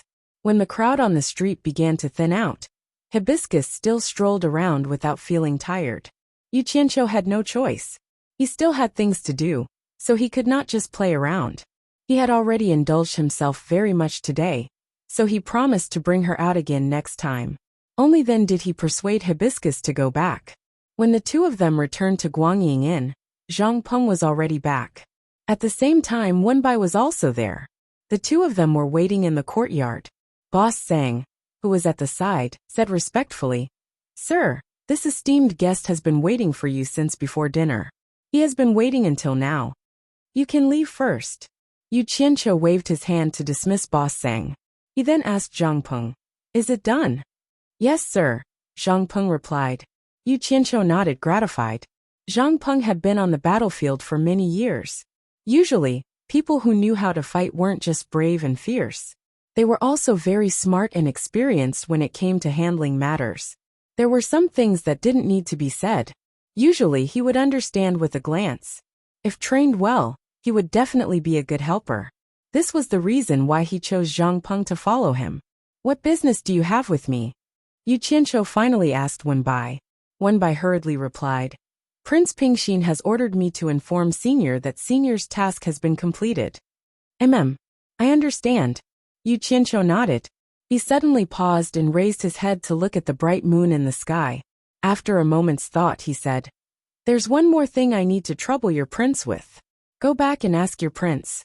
Tell him that I would like to stay at his place for a while. It would be best if I could go tonight. Would it be a bother? Wenbai was taken aback. He immediately said, No, of course not. Sir is an esteemed guest that no one can invite. His Highness would definitely welcome you with open arms. You should go back and ask your Highness first. Yu Qianqiu said calmly. Wenbai still wanted to say something, but when he thought of the temperamental nature of this gentleman, he didn't dare to disobey him. He immediately cupped his hands and quickly returned to the prince's residence to report. As soon as he left, Yu Qianqiu immediately extended his hand towards Zhang Peng and asked, "Where are the things you bought today?" Zhang Peng took out a storage pouch from his bosom and gave it to him. Yu Qianqiu took the pouch and handed it over to Furong. He smiled and said, "Go back to the room and have a look. This is the things you bought today." Furong's eyes brightened. She immediately took the pouch and went back to the room to check. At this time, Zhang Peng approached and reported, "The person in the carriage today was the Prime Minister of Dayang Kingdom." This disciple followed them back to the Prime Minister's residence. Originally, I wanted to enter the residence to investigate. However, when the Prime Minister entered the residence, several divine senses swept back and forth several times. If I hadn't taken the restraining breath pill, they would have treated me as an ordinary person. I'm afraid I would have been exposed. This disciple was afraid of alerting the enemy, so I had to return first. Yu Qianqiu frowned and said, "In that case, there are still cultivators hidden in the Prime Minister's residence. Moreover, their cultivation level might be higher than yours? At least not lower than mine." Also, Zhang Peng muttered, "This disciple suspects that the old coachman who drove the Prime Minister's carriage is also an expert who goes out to protect the Prime Minister. Although this disciple can't see through his cultivation level, I noticed that when the Prime Minister got off the carriage, the old coachman didn't even look at the Prime Minister. Moreover, the Prime Minister seemed to be very respectful towards him. This is really contrary to common sense." "Oh, there's such a thing."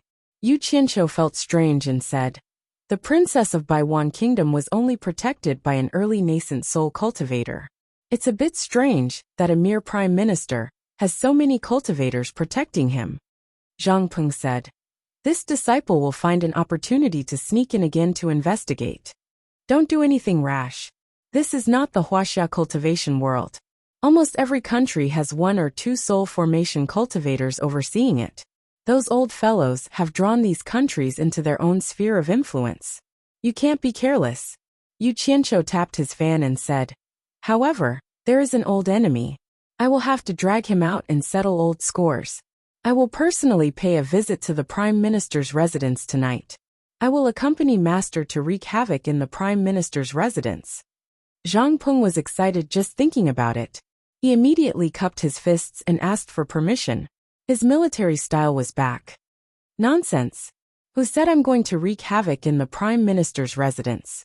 Yu Qianqiu rolled his eyes and said, "After leaving China's cultivation world, we don't know anything about the cultivation world here.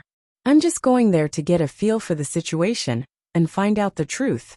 If there's any danger, I won't be able to do anything if you go. Besides," he pointed at the house and said, "Besides, your master's wife's cultivation level isn't high. I'm not at ease leaving her alone for now. You'll have to work hard and help me look after her." "Understood." Zhang Peng said this with some reluctance. Speaking of which, back in Utopia, he had practically been training in actual combat every day. For someone like him who loved fighting, it was truly a joy to fight. During this period of time, he had been playing and eating every day. He was so bored that he felt like birds were going to fly out of his mouth. It was truly boring. He really wanted to say, "Why do you always have a woman by your side?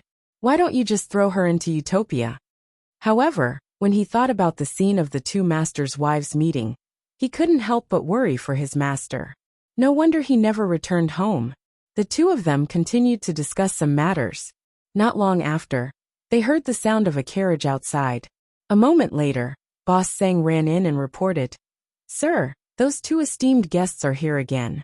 They've brought 2 carriages and a group of guards with them." Yu Qianqiu nodded and said, "Boss Sang, thank you for your warm hospitality. I will be leaving tonight, so you can open your tavern as usual. Otherwise, Your secret will be exposed sooner or later. I'll be taking my leave now." With that said, he cupped his hands. Boss Sang hurriedly returned the greeting.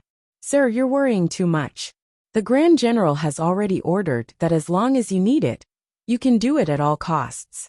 A mere tavern really isn't much. I appreciate your and your general's good intentions. I still have matters to attend to, so I can't delay any longer. Let's just leave it at that," Yu Qianqiu said with a smile. "Sir, your matters are important, so I dare not disturb you. I'll have the people outside wait for a moment." Boss Sang tactfully retreated. Yu Qianqiu entered the room and had Furong pack up. When the three of them walked out of the tavern, they discovered that Wen Yuan had personally come to welcome them, with one by accompanying him. The two respectfully invited the three of them to board the carriage. After Yu Qianqiu and Furong boarded the carriage, they heard Wen Yuan repeatedly asking Zhang Peng to board the carriage as well. But Zhang Peng was more than happy to ride a horse. Thus, sitting in the carriage, he directly said, "Your Highness, don't make it too eye-catching. Let Zhang Peng ride." The argument outside immediately stopped, and the prince had no choice but to board the other two carriages. The group of carriages began to move. Zhang Peng nimbly mounted the horse and lifted the reins to accompany his master's carriage. This was the first time Furong had sat in such a slow fellow. From time to time, she would poke her head out to look. Yu Qianqiu smiled faintly and instructed one by to go back and report. He knew that the other side would come to pick them up. His main purpose was to let this last have a taste of riding in the carriage. Perhaps in the future, she would not always have the leisure to do so. When they arrived outside the Baiwan nation's embassy, they discovered that the entrance was already wide open to welcome the three of them. Yu Qianqiu did not want to stay outside and be conspicuous, so he immediately walked in. Many of the Baiwan nation's royal relatives and nobles did not know who these people were. Unexpectedly, their Highness had to personally welcome them in the middle of the night. Although they were confused, it was not appropriate for them to ask too much. They all greeted the three people who walked over. The two people in the lead were the hipster and Wen Chongzheng. The hipster had already reverted to her female clothes. That rich and noble aura of a princess, coupled with her extraordinary appearance, was indeed superior to everyone else. Yu Qianqiu stopped slightly and said to her, "You are clearly a beautiful woman, but you dress up as a man and act like a lunatic. Do you have nothing better to do?" The hipster doesn't dare. The dignified princess lowered her arrogant head. Everyone was shocked. Who is this person? He actually dared to reprimand the princess in public. And this unruly princess actually obediently admitted her mistake? Yu Qianqiu turned around and pointed the fan in his hand at Wen Chongzheng. He asked, "Your Highness, who is this person?" Wen Yuan hurriedly replied, "This is this little prince's second son, Wen Chongzheng." "What's wrong, sir? Is there a problem?" Yu Qianqiu nodded slightly and said, "His appearance is very good. He will definitely be an outstanding person in the future." After he finished speaking, he directly walked towards the main hall. Wen Yuan was stunned for a moment before he hurriedly chased after him.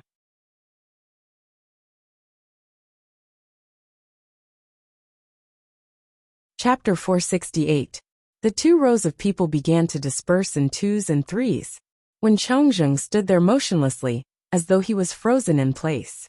Yu Qianqiu's words immediately made him feel the warmth of spring. Sir clearly knows me, but he pretended not to know me, and said those words on purpose. This means that Sir has the intention to help me. Wen Chongzheng's imagination was running wild. He had already seen the day when he would wear the imperial robe. He did not know that the people around him had already dispersed. The extremely depressed hipster lowered his head slightly. He suddenly noticed that Wen Chongzheng was in a daze. He walked over and kicked his calf. He said in a bad mood, "Brother Wang, why are you in a daze? Have you become stupid from all the praises?" Ah! Wen Chongzheng suddenly came to his senses. He looked around and realized that he had indeed lost his composure. He quickly shook his head and said, No. He minded his own business and walked away. The hipster was stunned and looked at his own feet. His kick just now should have been quite strong. Why did he not have any reaction at all?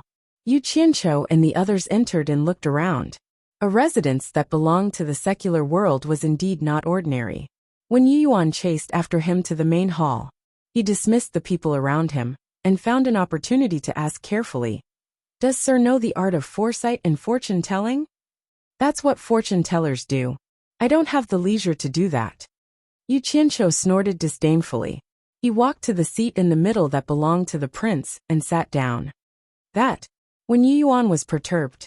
This matter concerned his son's life, but he still braced himself and asked humbly, "Just now, Sir said that my son's fortune-telling is very good, and that he will definitely be an outstanding person in the future."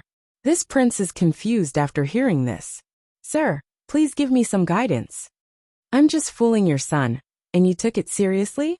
Yu Qianqiu glanced at him and thought that there was no need to be so harsh. He had not figured out what was going on with this family, and did not know if they had any value. Thus, he deliberately mystified and said, "The secrets of heaven cannot be revealed. Your Highness, please do not ask any more." These words were enough to give Wen Yuan a lot of thought. It was really mysterious, and there was a lot of room for imagination. Yu Qianqiu looked at his hesitant expression and interrupted with a smile. "Wang Yi, do you have a place for us three to stay?" "Ah, yes. It has been prepared a long time ago. It is the small courtyard that the princess used to live in alone. It is very quiet." When Yuan came back to his senses and said, the place he arranged for Yu Qianqiu and the others was the best place in the whole embassy. Originally, it belonged to the princess, but now that Mr. Nongzhu was here, the best place naturally belonged to Mr. Nongzhu. Therefore, the princess had to be wronged. After that, when Yuan personally brought the three of them to the elegant and tranquil courtyard, there were a few maids in the courtyard to welcome them. The interior was already brightly lit. Yu Qianqiu suddenly stopped in the middle of the courtyard. Everyone stopped at the same time. No one knew what he was thinking. Since this is the place where the princess lives, how can we occupy it? Let's invite the princess back. In any case, there are many rooms here. It is better to live here. Yu Qianqiu said slowly. When Yuan was shocked, a bad thought emerged in his mind. Could it be that he wanted the princess to sleep with him? He couldn't help but stutter. "Teacher, there is no need. Niece Wang is used to being unruly since young. I am really afraid to disturb teacher." "Don't worry too much. She is unruly. I have my own ways to deal with her." Yu Qianqiu looked at Furong and said, "I will be going out later. I am afraid that my wife will be lonely here. Why don't we call the princess over to accompany her? I can be at ease then." Hearing that he was going out, Furong immediately begged, "I will go too. Be obedient." Yu Qianqiu said softly. Furong was a little unhappy as she fiddled with the belt of her skirt. So that was the case. When Yuan was greatly relieved when he heard this. He nodded repeatedly and said, "It is the princess' fortune that the princess can accompany the madam." He then turned around and ordered the maids, "Quickly go and invite the princess over." Not long after, when Qing's beautiful hair was not combed and was a little messy, she was surprised and bewildered as she was brought over. On this day, she realized that ever since she met this Mr. Nongzhu, she was extremely unlucky. She was a dignified princess, but she was bossed around everywhere. She did not even have a place to complain. Not to mention that her good nest was occupied by someone else. She had a belly full of anger. She had just slept for a short while and was pulled up again. This was not a big deal. The key was that she had to meet this Mr. Nongzhu again. She was really scared. "Greetings to teacher," Wen Qing said with fear. When Yuan looked over, and a trace of pity appeared in his heart. The dignified princess was scared like a little chick. If she had known this would happen, why did she come to Daong Kingdom to join in the fun? He tried to slow down his voice as much as possible. "Qing, from today onwards, you will accompany the madam and serve her well. You must not be willful." Qing understands. Scholar stood timidly by Furong's side, saluted and said, "Madam." By the time she finished speaking, tears had already started to flow into her stomach, but she did not dare to let them flow out. As the princess of Baiwan Kingdom, she had always been served by others. In just a day, she had become a servant who served others. Since the princess is here, get rid of all the other servants. Leave no one behind. Zhang Peng. Yu Qianqiu looked back with a sharp gaze and shouted, "No one is allowed to enter. Protect the madam and the princess. If anyone dares to enter this place, kill them no matter who they are." Yes. Zhang Peng cupped his fists and accepted the order. His cold and murderous eyes quickly looked around. When Yu Yuan's heart skipped a beat, he immediately waved at the maids, and they retreated while trembling with fear. When Yu Yuan and the burly Zhang Peng looked at each other and instinctively shrank back, he really knew how to kill people.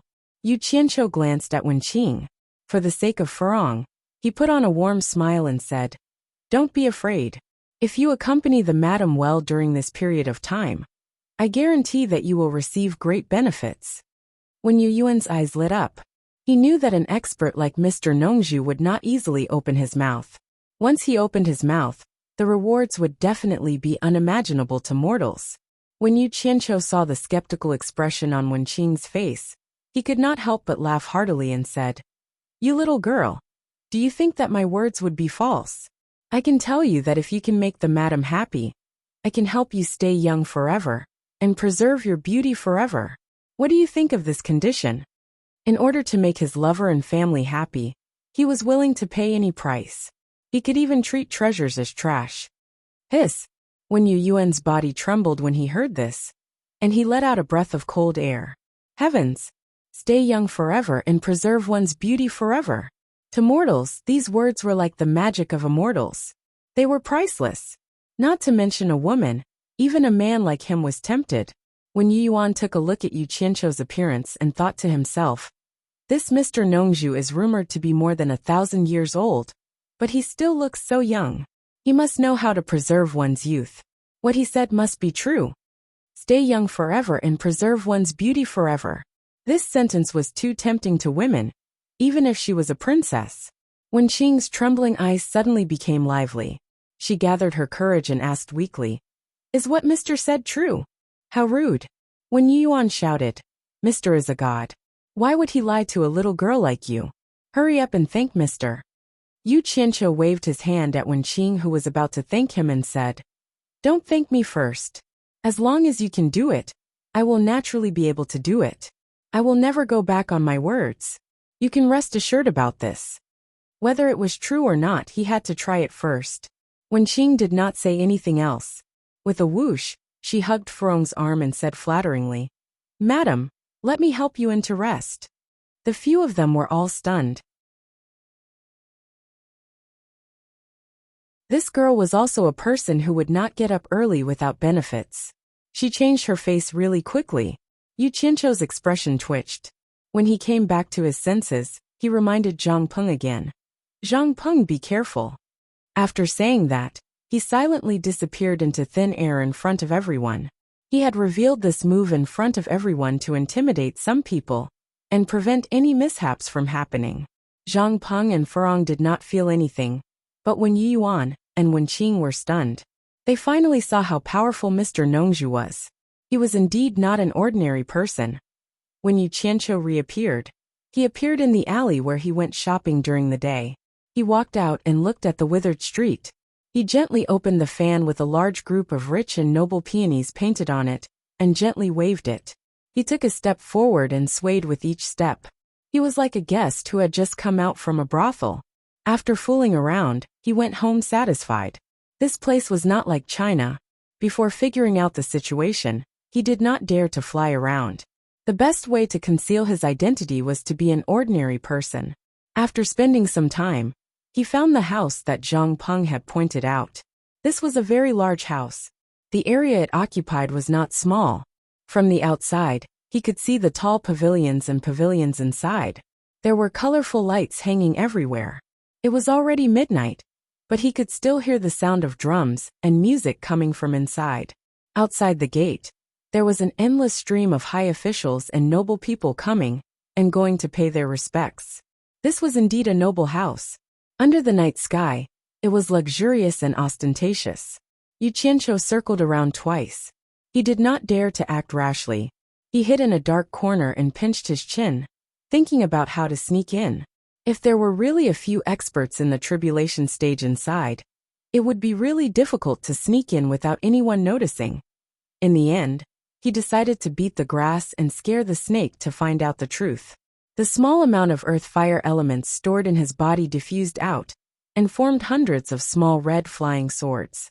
He pointed his finger, and the hundreds of flying swords quietly flew into the night sky. After waiting for a while, seeing that he did not alarm the cultivators inside the house, he used his divine sense to control the flying swords to descend from the sky and shoot them into the big house. Before the flying swords could touch the target, he heard a few shouts coming from inside. "How dare you? Who dares to disturb the Prime Minister's mansion?" Now is the time. Yu Qianqiu used his divine sense. This was the time difference he wanted. He did not want to use the flying swords to hurt anyone. He just wanted to light a small fire to add a little atmosphere to the Prime Minister's mansion. However, this fire seemed to be a little too big. Although the fire formed by the earth fire elements was not as good as the green fire, it was still not something ordinary fire could compare to. Bang, bang, bang. The hundreds of flying swords all exploded into raging flames. The spectacular fiery red color immediately dyed the night sky red. It was estimated that more than half of Deyang City could see it.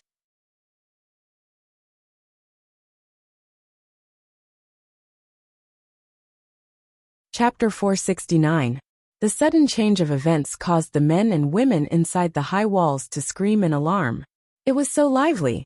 There were a few people who were about to shoot up, but they were also forced back down by the sudden explosion of the raging fire. Someone shouted, "Be careful, this fire is evil, the temperature is extremely high." Damn it! This is not considered high. The green fire on my body is high.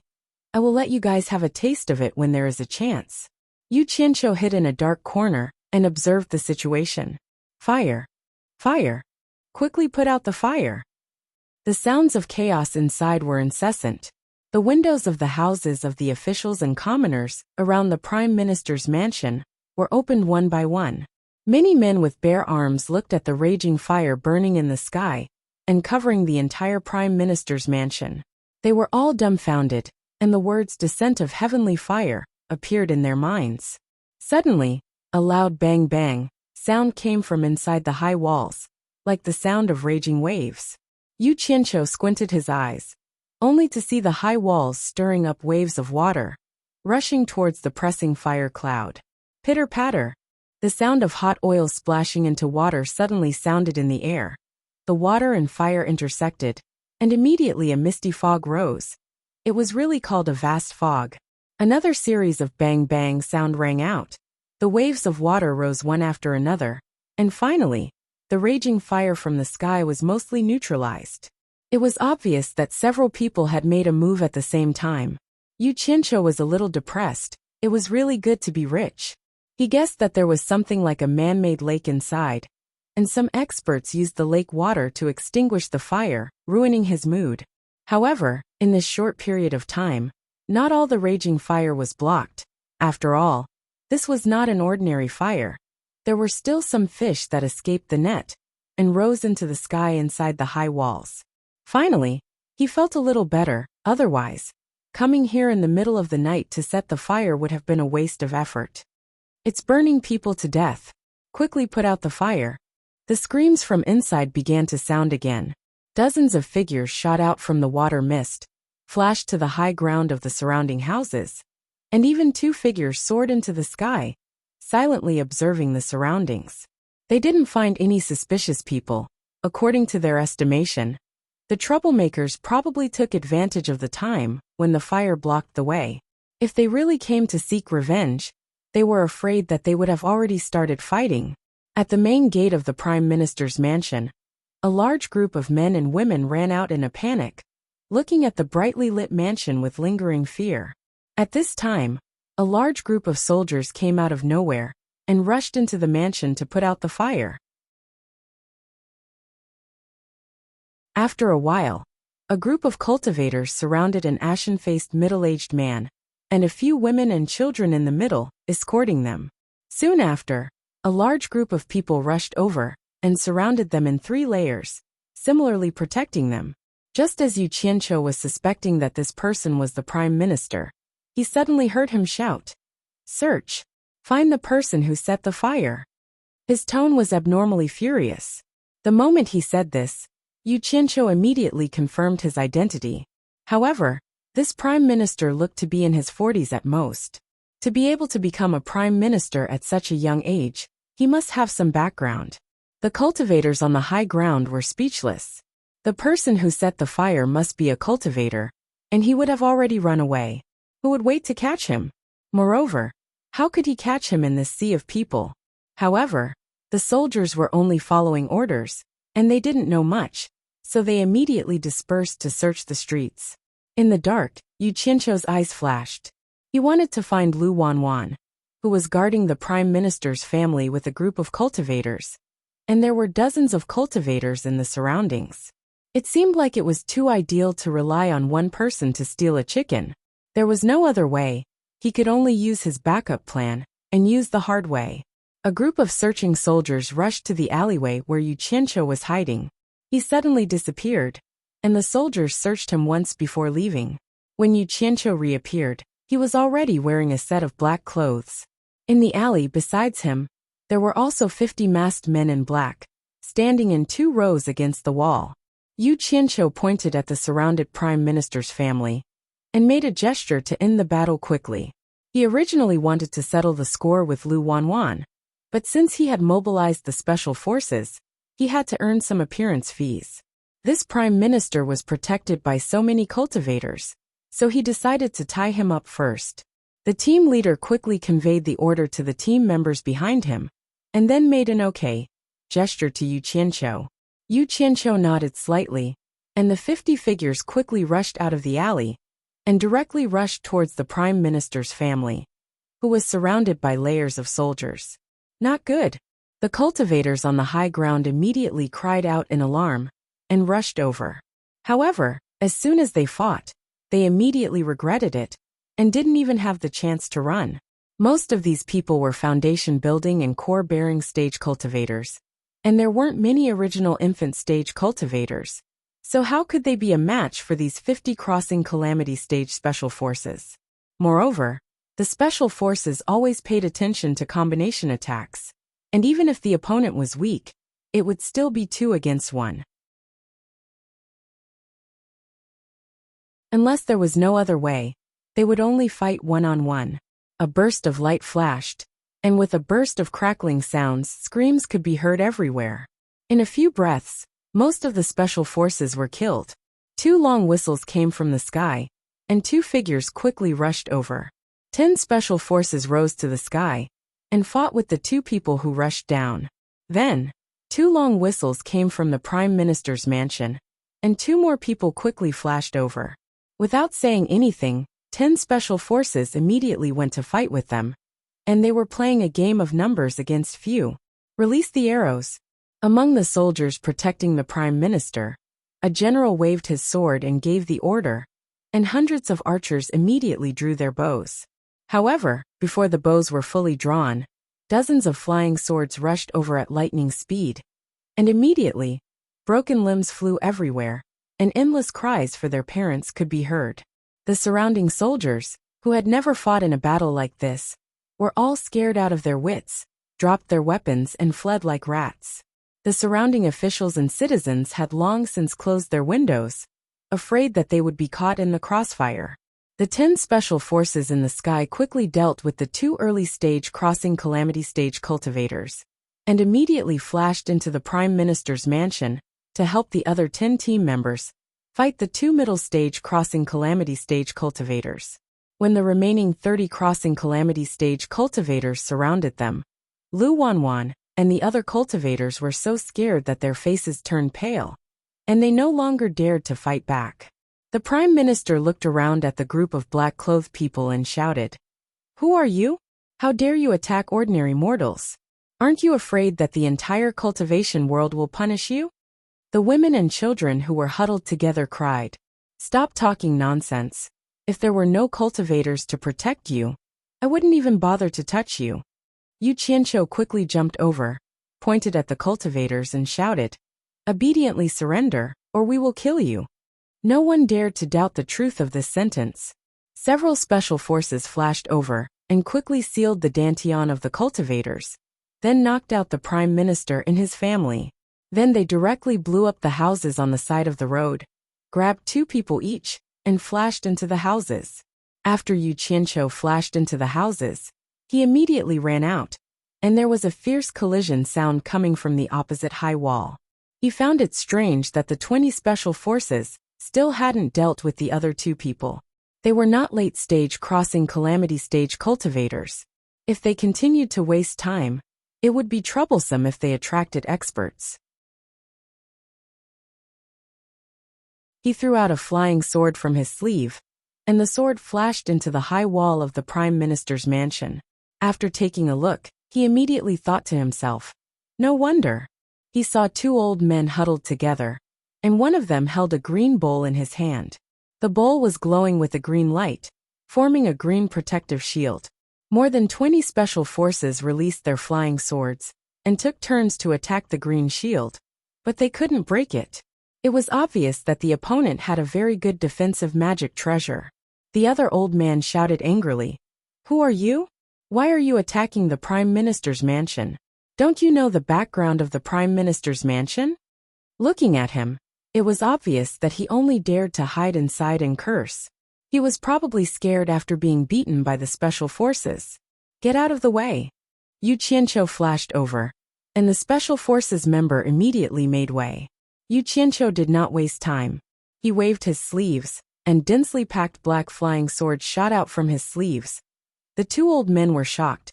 They were shocked by Yu Qianqiu controlling so many flying swords at the same time. They only calmed down after looking at the protective shield. The old man with the treasure bowl sneered, "Don't waste your effort. It's just flying swords." Before he could finish, the black flying sword pierced through the green protective star shield. Puff! Puff! Puff! The 2 old men's bodies were instantly turned into beehives and blood flowed freely. The 2 old men looked at each other in disbelief, and their eyes were filled with sorrow. Before they died, the 2 of them let out a sorrowful cry towards the sky, and then fell down with a crash, dying with everlasting regret. In the courtyard of Daong Kingdom's palace, in a remote attic, a lone lamp was swaying, and 2 old men in plain robes were playing chess. On the side, there was an old man who was watching the 2 of them play. As he watched, he said, "Burning and fighting. I wonder who it was that actually dared to come to Yin Baikong's grandson's house and cause trouble."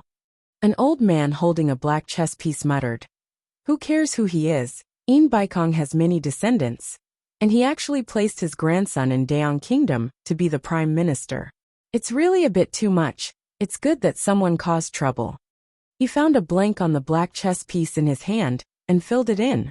The other old man holding a white chess piece stared at the chessboard and said, "It can't be helped. Yin Baikong has the cultivation of demigod late stage, 1 level higher than master.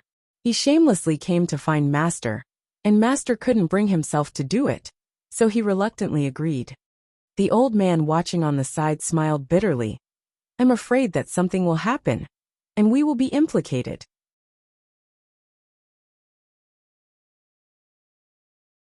Just as he finished speaking, they suddenly heard 2 deep and mournful cries coming from the night sky, and their expressions changed. The old man who spoke just now was stunned.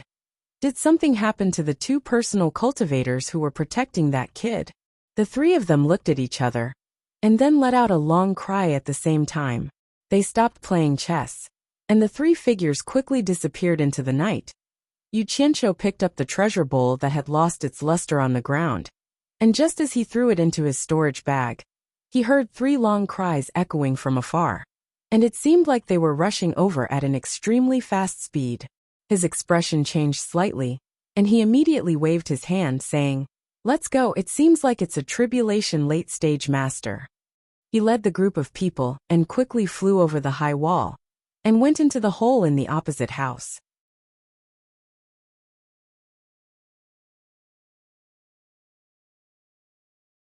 Chapter 470. In the blink of an eye, just as Yu Qianqiu's group left, the 3 old men arrived and quickly circled around to check the situation. The 3 old men scanned the sky. It was obvious that the fight had ended before they arrived. The entire Prime Minister's mansion was burned into a mess. The mist had yet to disperse and shrouded the sky above the Prime Minister's mansion. The soldiers in the mansion were still fighting the fire. The street outside the mansion was covered with corpses, and blood flowed like a river. It was a ghastly sight. The three old men looked at each other. There were cultivators who attacked mortals? However, it was understandable. The Prime Minister was not an ordinary person. Once the guards under him attacked, the people who came to cause trouble would naturally not be merciful in order to achieve their goals. The three old men's gazes finally fell on the two corpses in the mansion. They landed together and saw that the bodies of the two people lying on the ground were pierced with sword holes. The expressions on their faces showed that they had died with grievances. They were injured by flying swords. With so many sword holes, they were obviously besieged by a group of people. This is troublesome. There are so many malicious cultivators in Daeong City, and we didn't know about it. I'm afraid In Baikong will punish us. One of them said with a bitter expression.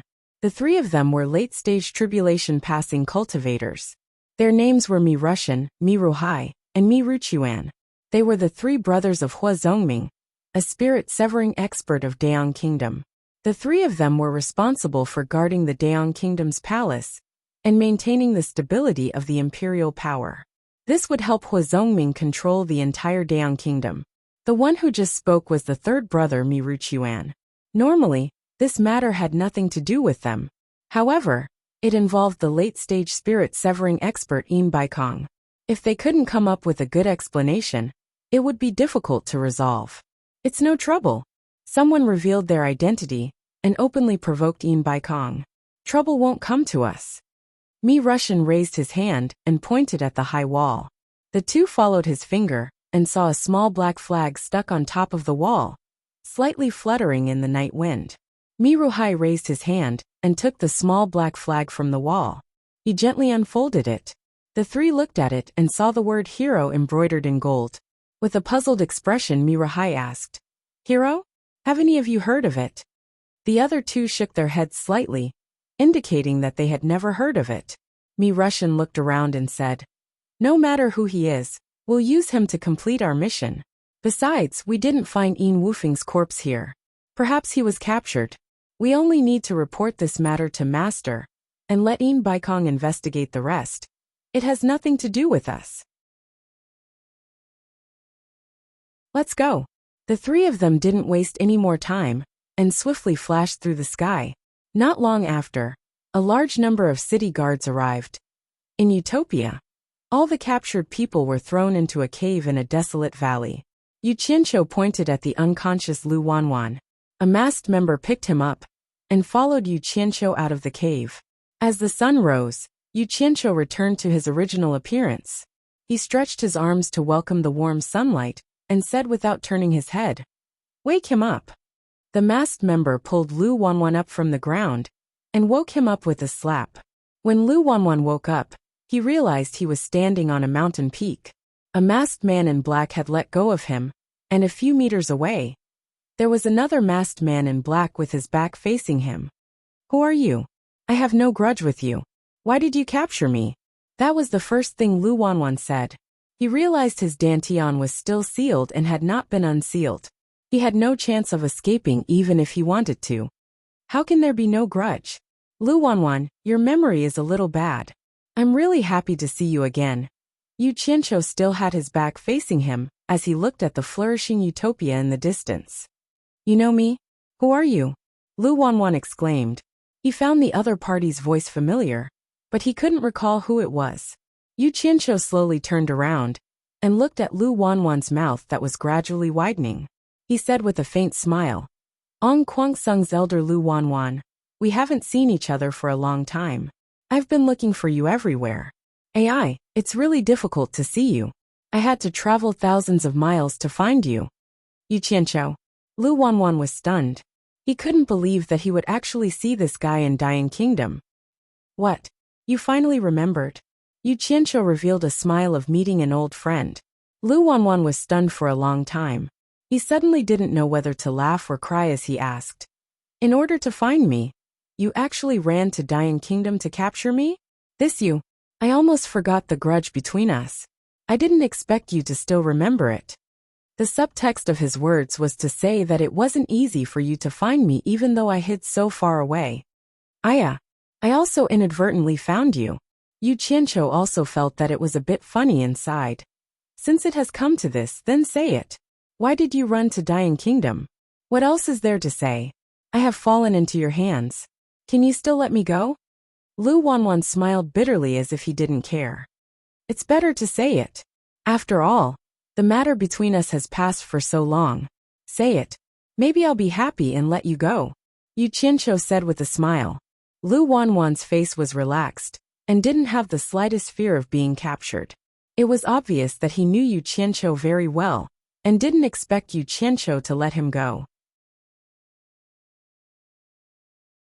But after a little hesitation, he still told the story of why he came to Dian Kingdom. Maybe he still had a trace of hope in his heart to survive. It turned out that after Ong Kwangsung was destroyed, Lu Wanwan, who was in the 100 Flowers Valley Cultivation Alliance, heard the news and secretly escaped with the remaining Ong Kwangsung disciples. There was no other reason.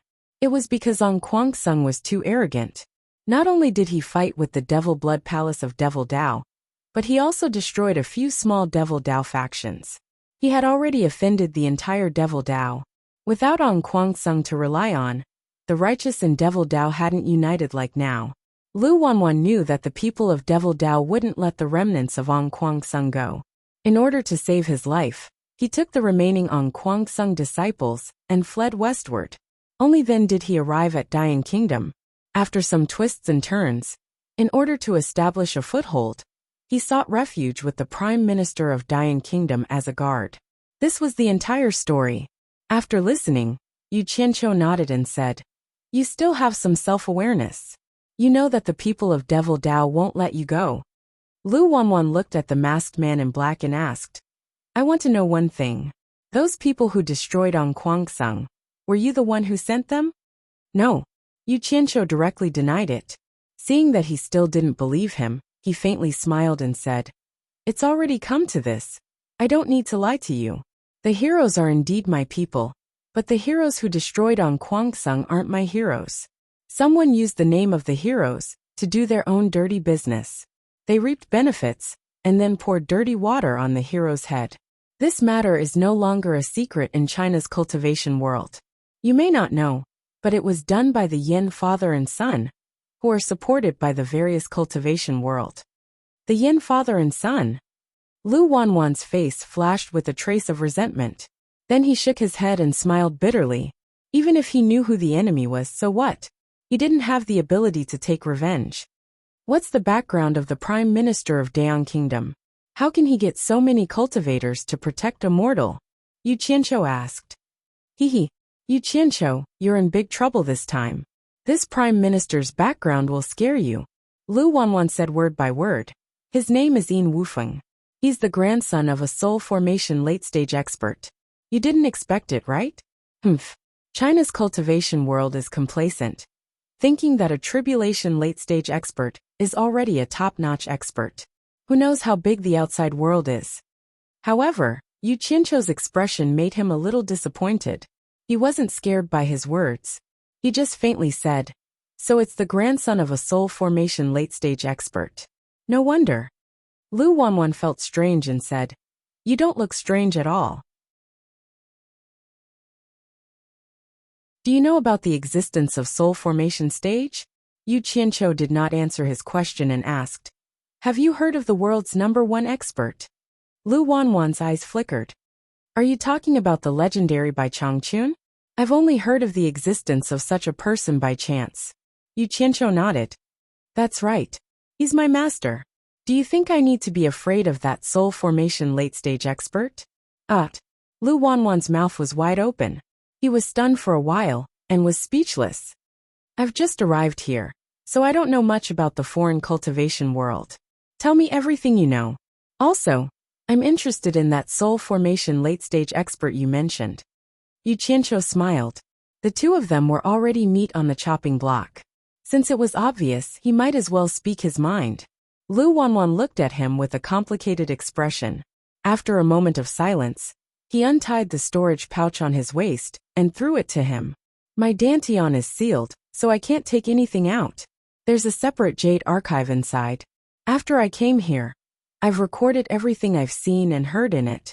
I was thinking that when I had the chance to return to Huaxia, I'd tell the cultivation world everything I know about this place. It seems like I won't have the chance now. Take it. There's something you want to know inside.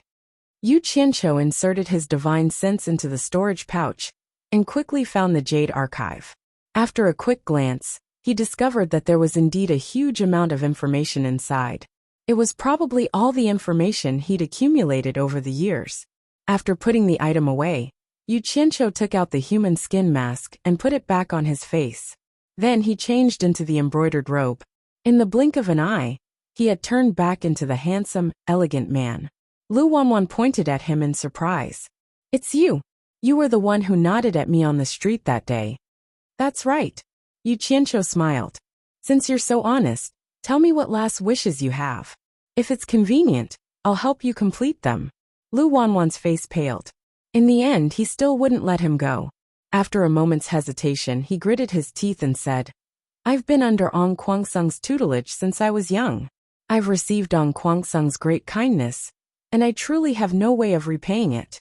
If I really have any last wishes, Yu Qianqiu, I hope that you can help me kill the Yin father and son, and avenge Ong Kwangsung's annihilation. I have no other request." As soon as he finished speaking, he slowly closed his eyes with a desolate expression. 2 drops of tears rolled down his cheeks as he prepared himself for death. Yu Qianqiu muttered, "It's a little difficult, but I'll say it again. If it's convenient, I'll help you complete it. You can go in peace." With a wave of his sleeve, a fierce green flame engulfed Lu Wanwan. Without making a sound, he was instantly turned into ashes that scattered with the wind. It could be considered as giving Lu Wanwan a quick death. With that, the grudge between the two of them came to an end. You're tuning in to the Journey of the Soul YouTube channel. Don't forget to subscribe and join us on this journey to catch the most captivating stories.